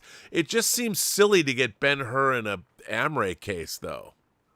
Yeah, because it is so. But the cover is the better variation. And by the way, I just have to say, 4K. Come on, go, Vinegar Syndrome. You go. They even use. This is why I love Vinegar Syndrome. The title font is the 70s title font in the credits of the movie. And then of course they just announced they're releasing The Gambler. Cinematograph is doing The Gambler, which is a great movie. So great stuff happening. A lot of good physical media stuff. Another thing that I would like to see happen this year is I'd like to have Criterion do a 4K of Kiss Me Deadly. They probably will. They might get around to it. I hope they will. And I have a special feature on there. Yeah.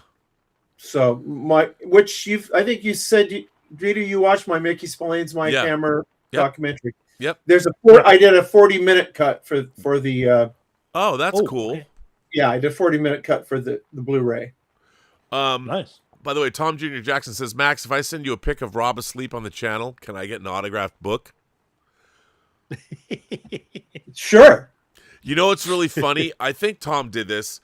Somebody took the shot of the view screen of the Enterprise bridge from the original series and just put me asleep on the view screen. Like I told you, Max, he was sleeping on the bridge.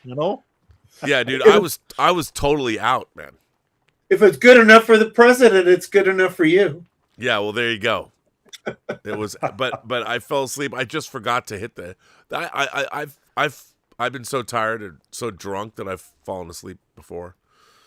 I thought I fell asleep on our midnight show, New Year's Eve show. I still might have. I made it private because I hadn't looked at it yet to find out if it was embarrassing. So, Tom Jr. Jackson also gifted a membership. Yeah. So thanks for that, Tom. Nice.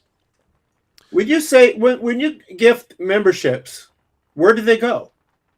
Who gets them? It's random. Somebody who's in the chat randomly gets a membership that's not a member.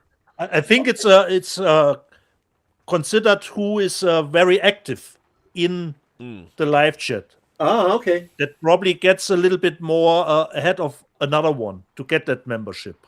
I think it's about communication and how often are they're commenting in the live chat. I just work here. I don't know but what's going on. Yeah. By the way, we got 222 people watching, so hello everybody. Welcome to any newcomers. Yep. So are there any titles, are there any grail discs or things like I've said I want to see like Logan's Run and I want to see Planet of the Apes, or we're going to get Ben-Hur, which I've wanted because the Blu-ray transfer is not up to snuff. Are there things that you've wanted to see that you hope, I mean, for the new year, like there's so much stuff that's already come out that every year there's less and less stuff. And now we're getting things that I've wanted, like Excalibur, and I know a lot of titles that Arrow hasn't announced, but we're getting a lot of great stuff there. I don't know if we're getting Black Rain. I don't know. I'd love to get that because I love Black Rain. It's wild to me that no one's taken that from Paramount's library. But I would hope, considering 200 Watt Studio, you mentioned that last week in the as a super chat, and I even have it in the live chat recap. Naked Killer, as one of the Hong Kong releases, should get at least a nice Blu-ray, because that movie, I love that movie, but I think it didn't even has a decent Blu-ray release gotten yet. So Naked Killer, and of course, I need that urban legend cut of Fort Fairlane at one point. Well, I would love to see, if I was, I think with Netflix, I mean, I'd love to see somebody go back in and get Stephen Hopkins. I would love to see the Fort Fairlane cut and the longer Predator 2 cut done. But those are both Fox films. So it'd have to be Fox. I mean, I'd love to see that happen. My favorite of the Hong Kong movies that I don't see any sign of of a 4K coming is I Love Maria, which is a Chewy Hart movie, and it's it may have another title, but it's basically the Maria is the Maria from Fritz Lang's Metropolis, but it's a giant. It's kind of a robot movie. Okay, it's a great movie. Chewy Hart is actually one of the characters in it, and I did find a Blu-ray of it, but kind of a one of those Asian Blu-rays that are a little dicey, but I'd really like to see a release from Shout or Arrow on that. It's a great kind of unknown movie. Perhaps it's in the Princess Golden Princess catalog titles. Who knows? Max? Have you not heard of that one? No. Yeah, I know that movie. No. Yeah, but I don't know. Okay. I would love to see it. I mean, I got to get that Shaw Brothers Volume 4 from Arrow because it's got Inframan in it. It's got all this great stuff that I love. Paul Bernardo wants to know where your Christmas card is, Dieter. Oh, I will show it next week. Paul wants me to show the Christmas card that he sent me. Thank you, Paul, for a late Christmas card that came in. Well, gents, I will show it next week. I thought this show was going to be shorter, but it's a 3-hour show. Yeah, me too. But someone was rambling about the state of physical media. This is not rambling. This is what we have to talk about. And I want, if my manager allows me to do the live chat, because next week I've probably forgotten the context of what I will be talking about. Oh, do you have a live chat ready to go? Yeah, I have. Oh, because it's not that many, but often if we do a 2-week stuff, I'm missing the context. What was happening last week? I don't mind. You should do. I'll hang out, do a live chat, and we'll come back to you. Okay. So previously on Let's Get Physical Media. We had Benjo Sandwich saying, well, these two have given many hours of fun in 2025. Let's give them a royal send-off. Great job, guys, because we were on the cusp of moving into the new year. And Bo Edmond said, I love Let's Get Physical Media. 2025 was a blast. 2026, here we come. My physical media brothers are awesome. Happy New Year to everyone. I hope 2026 will be the best year yet. And considering Rob is a little bit disappointed in our views, Tom Jr. Jackson says they might have a bigger audience, but we have a German on the show. Thank you, Tom. Gordon Waddell. Anyone else disappointed in the last 3 episodes of Stranger Things, considering Volume 2? It seems they're getting away from the fun of the earlier seasons. I mean, Nancy is now a cold-blooded killer. Yeah, she turned out pretty fine, our Nancy, you know. But I think, considering some of the highs were hitting for me, I can move past the negative stuff. Don't think about it too much. The landing was acceptable, considering Stranger Things. Gordon Waddell. Anaconda, I think he means the new one that Max actually recommended, turned out just to be a big waste of time. They show the best scenes in the trailers. And what I tell you always, stay away from trailers, from movie that you will watch down the line. Stay away from the trailers. The Alex Sorber. Avatar is the poster child for box office. Doesn't it equate a good movie? Yeah? Yes, it does. It doesn't always. BCH. Because Campia frequently has no idea what he's talking about. And Alex Sorba says, basically every time I made a mistake of watching him. But like we say here on Let's Get Physical Media, sometimes even a blind chicken finds a crane. You know, it can happen. It can happen. True Slave says, Chainsaw Man has a profound existential motivation. You're right on that front. And everyone who knows Chainsaw Man knows what that existential motivation for him is. And he goes on, he says, just like the hive mind, Dieter is incapable of lying. Then I'm trying to tiptoe around the truth, you know? And he says, danke für die Empfehlungen, Dieter. Thanks for your recommendations. Gladly appreciate it if you like them. Major Chai. I've listened to some of RMB's artificial AI album. Candle in the Dark is my favorite, with 5 Year Dark and The Triumph of Hell very close seconds. Okay. Wow. And we know Rob is working on an app. And BCH already knows what the app is all about. The app will help you detect verisimilitude. Or, if it's not that, BCH, then it's the other thing, that the movie is objectively good. Get rid of that subjectivity. So the app is one of the two, verisimilitude or subjectivity, objectivity. You're both wrong. Considering the movie.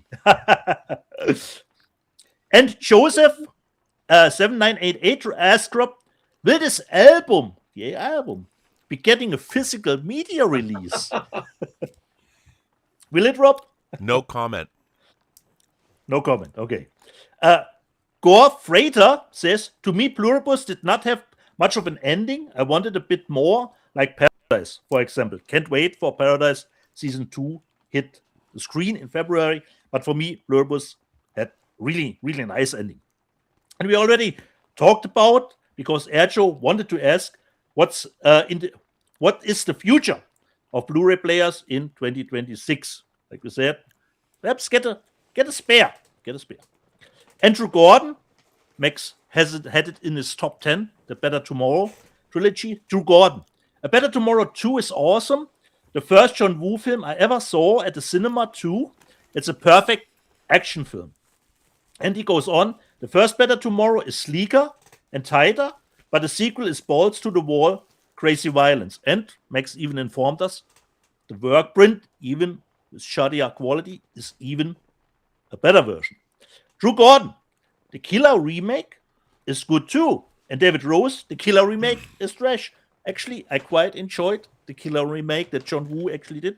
Because if you're going into a remake of that movie, you already know it will never surpass or even reach the original one. So you can get into it, calibrate it a little bit on the lower, one.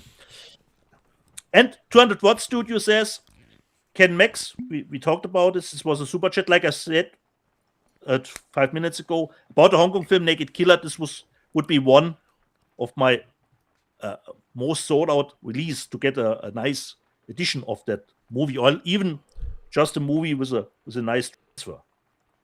Handello wants to know, or if that's a possibility, what if Rob becomes the world's most famous AI music artist? He's on his way. He's on his way to becoming that. BCH, considering Max asked us about our resolutions for the new year, and he has a good one. He says, you need to start watching more of the discs you buy. That is a good resolution too. So thanks you, PCH, for that. Brian Knight wants to know from Max, what are the chances that Max Allan Collins' new book, Return of the Maltese Falcon, being made into a movie or FX series? I probably would think, Max, if it's possible, more of a movie. I don't think there's enough stuff for a series, or Max? Yeah, I have no control over that. I mean, if a studio wanted to give me money, I just might say yes. It's possible. If that's all it takes, Max. Yeah. That's all it takes. Checks in the mail. And my boss Patrick's daughter Mia was in the live chat and says, Dieter wears the Let's Get Physical Media Christmas edition shirt after Christmas. I promised that, and she says, promised is promised. Thank you. Best regards from her. And my boss has even a new shirt for Let's Get Physical Media. He showed me the design. Looks awesome again. I hopefully will wear it next week. Real Thomas Logan was here. I've been saying this shit for years. Scalpers are ruining this hobby because there are probably people who bought the Possession edition from Second Sight, not for owning it for themselves, just to get more bucks on eBay for it. David Rose says, Max is hilarious. Oh, awesome. And unofficial Skahara says, appreciate you, Max. Yeah, here's some insights. And strangely enough, our friend Mr. Carnage Candy Cody Leach was in the live chat, and he says, hope you had a good holiday too, Rob. Didn't see or hear you. Okay. And he says, I ordered that Hellraiser Steelbook too. Nice. And Erjo asked, did that show? I showed it last week, and I watched it. Great show, Oderbruch, which probably would be in Max's wheelhouse too. It's a little bit like True Detective. Considering the resolution is perhaps not for everyone, and it will get even a second season, but I think the first one is wrapped up nicely. There are some points that are still left open, but as a whole, it's really tightly together. And he says, did that show air on German television? Yes, it did were on German television. Oderbruch. But you can get this media book from Turbine with different cover artworks. And I have actually mixed news. It features English subtitles. Unfortunately, only for the Deaf of Hearing. But it has English subtitles. And yes, this show was on German television. And speaking of Hellraiser, HV Christodot asked, that has the girl from Marty Supreme, right? Yes. I think Odessa something. Yeah. Is her name. Plays, I think, in Marty Supreme too. Slate 49 says, I lived in Germany in the mid-80s. Miss it.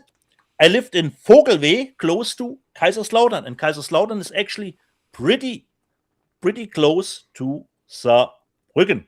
And Cast Grayskull says, I actually have Galaxy Quest, and I don't even watch Trek. Well, but Galaxy Quest has to be in every good collection. And Albetal wanted to know about the T-shirt that I wore last week.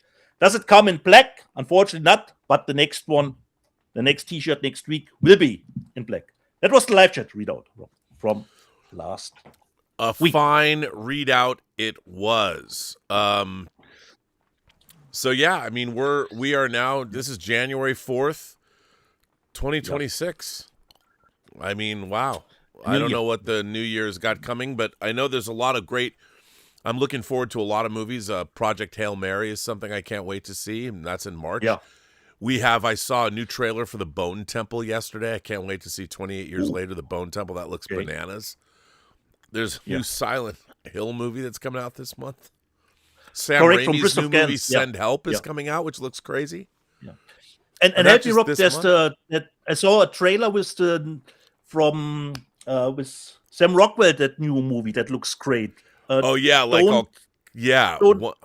have fun, don't die, something like that. Right, yeah, that looks a lot of fun. I mean, and I know we've got a lot of movies coming out. And then, of course, ending on December 18th with Doomsday. I hope they don't change that. Dune 3 and Avengers Doomsday.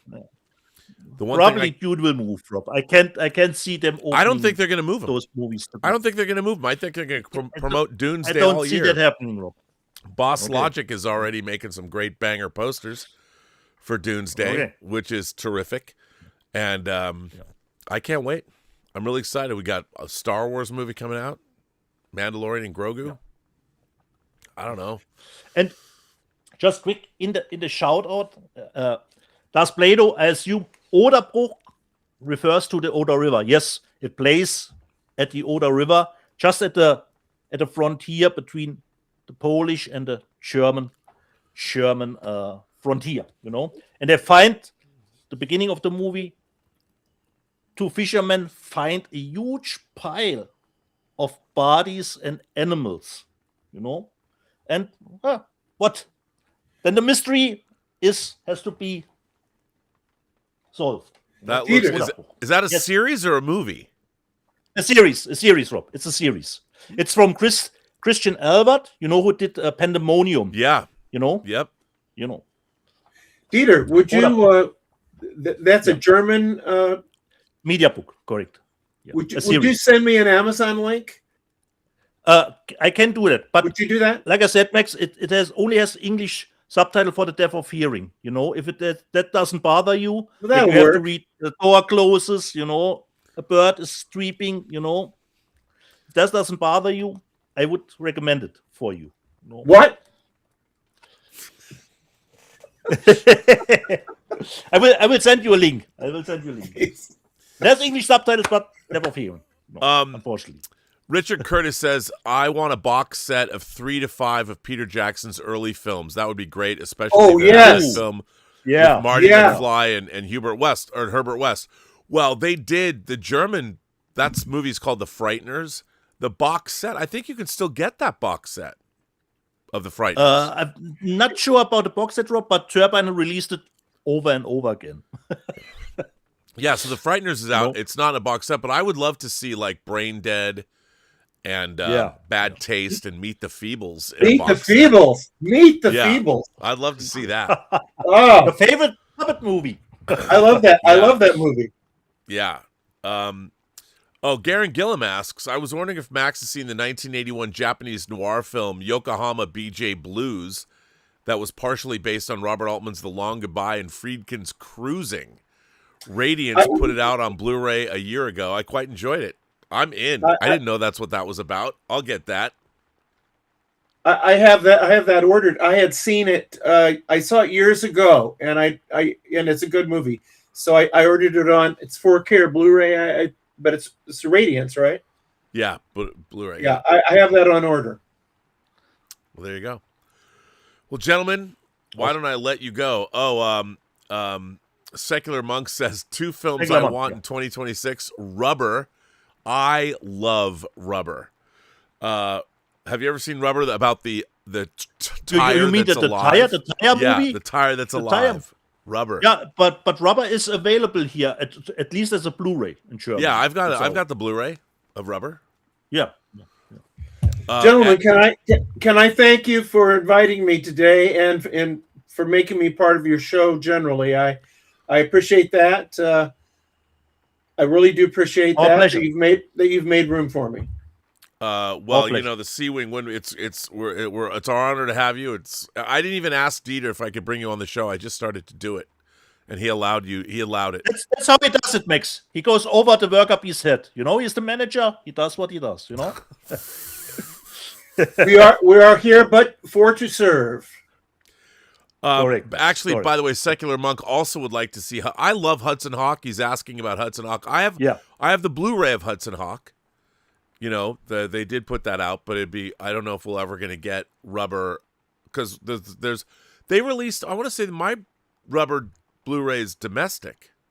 It's a domestic Blu-ray. Yeah, Rubber is out. Your Rubber has a mess in it. I would. What? My what? Rubber is domestic, although it's been dipped into a lot of foreign territory. I mean, that isn't really that unusual, Rob. Yeah, and true. I would think, Rob, considering a Blu-ray would be fine for Rubber. I don't think it was shot on film. Yeah, no, I don't think it was either. But I Hudson don't see Hawk that. was. I'd love to get a 4K Yeah, of Hudson Hawk. I love Hudson Hawk. Yeah, Swinging on a star. me too. Do. Oh, what? So Secular Monk. Yeah, so there we go. Okay. But yeah, I think we're going to have a good year. Good year. A lot of good stuff to get. A lot of stuff to catch up on. A lot of stuff to stress out about, like Possession. And there's going to be more of it. So, all right. I've got some good noir stuff coming up. I'll have some good stuff. I'll have a box set watched by next Sunday. Nice. Well, that's good. Oh. And for all of you, on Tuesday, Max Allan Collins' book, The Return of the Maltese Falcon, A Labor of Love, will be out at wherever you get your books. And you can get it on Kindle, you can get the audio drama, and you can get the hardcover and the softcover. When yours comes, Dieter, we can all hold it up. You can all hold it up. Okay. We can all hold it up. And somebody actually said, I realized I missed a super chat where somebody, or maybe I didn't finish it. Okay. Hold on. Suspect 646 asked about getting an autographed copy. He also said True Noir was great. So thank you for that. True Noir is going to be available internationally, worldwide, next month. And it rocks. It Really does. If I do say so myself. I mean, it's funny because it's hard to get anybody that watches you on YouTube because all they think is that you just talk all the time. It's really hard to get people on YouTube to take your work seriously. So hopefully... And they don't even know, Rob, that you have a YouTube channel, you know? They don't. You have a They YouTube don't. channel? What? They don't, much less trying What to are you get, doing? our movie. We're trying to get we might have theatrical release for White Devils coming up. We had to move it because might have distribution. So there's good stuff happening. Always good stuff happening. So we'll see where the year takes us. But I want to thank everybody for generously supporting this channel via super chats and tips. We are definitely going to get back to membership calls. I've missed you guys the month of December. I think we only did one, which was lame, but people were gone. Roberto Suarez went to Puerto Rico, and he sets it up I got to set it up so I can do them without him. Not that I don't love doing it with him, but I can't rely on Roberto and expect him to give up his Saturdays. But yeah, I want to thank everybody for generously supporting the channel. Roberto at least looks that you are that we're keeping on time, Rob. You know. That you don't spend 15 minutes with one, you know? That at least that's okay. the problem, Roberto. Like, with me, I'll just talk to everybody. When I'm in charge of the time, it's like a 5 or 6 hour call. Yeah. Which I, Exactly. but Roberto keeps me honest. Like, come on, Rob. Like, let's move it along. We have 50 people more in the line waiting. And I miss those calls because some of those member chats, people might not know it, but talking to you members, talking to people out there has kept me sane and kept me going when, I don't let on. I didn't have a particularly great end of 2025. I lost my sister in October, and it was the last months of 2025 have been personally, I mean, I don't let on, why would anybody care? But it hasn't been great. But it's 2026. It is 2026. Boom, or 2026. Boom, chicka, bow, bow. No, I don't know. You just got to keep yourself laughing however you can. But there's a lot of great movies coming out, a lot of great physical media coming out, a lot of good stuff I'm excited about coming out. A lot of things coming to an end, too, which is interesting. Like one of the things that is coming to an end, like I've been getting these Partworks kits from Japan. You know, model kits, Space Battleship Yamato, they send you. They're over. They're done. So since 2019, I've been getting these, and it's just something little thing to look forward to. But there's no more. You know, they're done, and they're just things because I've got to end it. When I turn 60, it's got to end. Maybe not collecting physical media, but everything else. Come on. So, from my end, I would like to say, jede Person, die du triffst, hat eine Geschichte zu erzählen, die du noch zu hören hast. Alles, was du tun musst, ist zuhören. And thank you, Max, for being on the show. The only person that I will allow called Saarbrücken sauerkrauten. Well, I too want to thank you, gentlemen, because I consider this kind of the last real show of 2025. Yeah. It wrapped it up. I want to thank you both for being great compatriots on this journey. Dieter, I can't believe that when you started sending me videos and we started talking 5 years ago, now into year 6, that we would be doing this for 6 years. And Max, you met me because of this show. Yeah, really. So that was amazing, and I consider you both dear friends. And Max, we've worked together. Dieter and I have been working together for 5 years, going on to 6. So it's great to have you both here. It's great to continue doing this and sharing our passions and being able to write them off. And Dieter introduced me to this. And thank you, Max, for being the only one who has actually watched it. Okay, I got to admit something. It's time. It's time, Rob. Tell him the truth. I don't know where it is. Okay. My steelbook copy. I Okay. can't find it.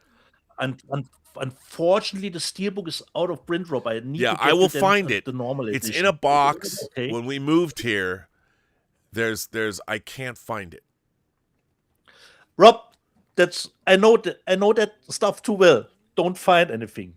And luckily, I know the best of 2025 was coming along, so I could get it in order before the show. You know, I could find it. I mean, my physical media collection is almost entirely in order. So yeah, but that I can't. It's probably in the storage unit, not our storage outside. Because you did get your steelbook, Rob, even before we started this show. I know. So I totally understand that. But it's in the same place where my almost famous 4K box set is, and my original Jaws is 4K is. There is a box that has gone. It's here. It didn't disappear. I have it. Yeah. I just have to go in and find which box didn't make it in here when we moved, and it's in that box. So no problem. But it's not only Europe. Cody Leach. I don't know if Cody has watched it. I did send it out to other one. Thomas Logan. I'm still waiting for Thomas. Unless you send 2, he's not going to open it. I don't need to forget the one that won the Bang Boom Bang Steelbook, Leo from actually Mexico. He did get his, and he watched it, and he liked it too. By the way, you know what we have to make here's what we have to make our priority too for 2026. African Kung Fu Nazis 2. I was so surprised from when you told me that the movie will get a sequel. we need, one of the things I want to do is I want to get the filmmakers, because they contacted me at one point. Yeah, like it was our first show, Rob. Show. We've got to get them, and I still have Justin Toner's African. I know where that is. Yeah. African Kung Fu Nazis 2. But for those of you who don't know, there's an actual movie called African Kung Fu Nazis that we have German media books for. That's kind of like our unofficial mascot of this channel. Correct. And they've made a sequel. Because you were thinking, what kind of movies is this douche watching? Actually, and you found it. Where's the glass? Got it. Where's the glass? Where's the glass? And it's they had to do a sequel to answer all the answered questions that the first movie. It's true. Right. There's a lot of questions that were posed by African Kung Fu Nazis. And yeah, so anyway. Plenty more to do. Plenty more to do. So Kino Lorber, make an Ilsa box set like the airport set. Come on, Kino. They probably will. I mean, if that's what they're going to do, because they did one, the Ninja box set, the Ealing Alec Guinness box set. I mean, they do that. But you know what? Kino Lorber, if my wish, they've got to start making every box set like the airport box set. They got, because that's a dope. Shouldn't forget, there's a nice booklet in it. You know? I know. No, Kino Lorber did a dope ass job with that airport box set. Well, maybe they'll do this. Maybe they'll do the Pink Panther set that way. Well, yeah. I mean, they got the pink, and somebody pointed out last week that I was wrong. I wasn't really paying attention, but they were missing a Pink Panther movie in there because it was done by a different production company. But they're going to do it. Yeah. I just saw Comments, they did announce that it is coming out. So Kino Lorber, Okay. and the thing is, I knew that they were releasing all of them, but they've got to do. Is it Return of the Pink? The Revenge of the Pink Panther? One of them. It's Return of the second one is Return of the Pink Panther. Is that the one they didn't? Yeah. So but it's coming. Well, it's actually not the second one because the second one is the Pink A Panther Shot in the and Dark. Shot in the Dark. Yeah. So, but the first of the second batch was Return. Yeah. Okay. And A Shot in the Dark is one of the greatest comedies ever made. Ever in my made. opinion. Ever. Blake Edwards. So we'll see. Well, gentlemen, I think it's time to let you go. It's been a great show. Again, thank you for everybody. I want to thank Tom Jr. Jackson and the moderating staff, Darth Plato, all you guys for being who you are. And I want to thank everybody. So we'll end this show. That's our best of 2025. See you next We'll week. be back next week with the news and all the news that's fit to print and the box office and all that. So, everybody. I want to hear it. I want to hear it. Every person you meet has a story to tell, especially Max Allen Collins, and you can get it on Tuesday, the return of the Maltese Falcon. All you have to do is listen. Ladies and gentlemen, boys and girls, gentle beings, however you identify across the 28 known galaxies, this episode is over.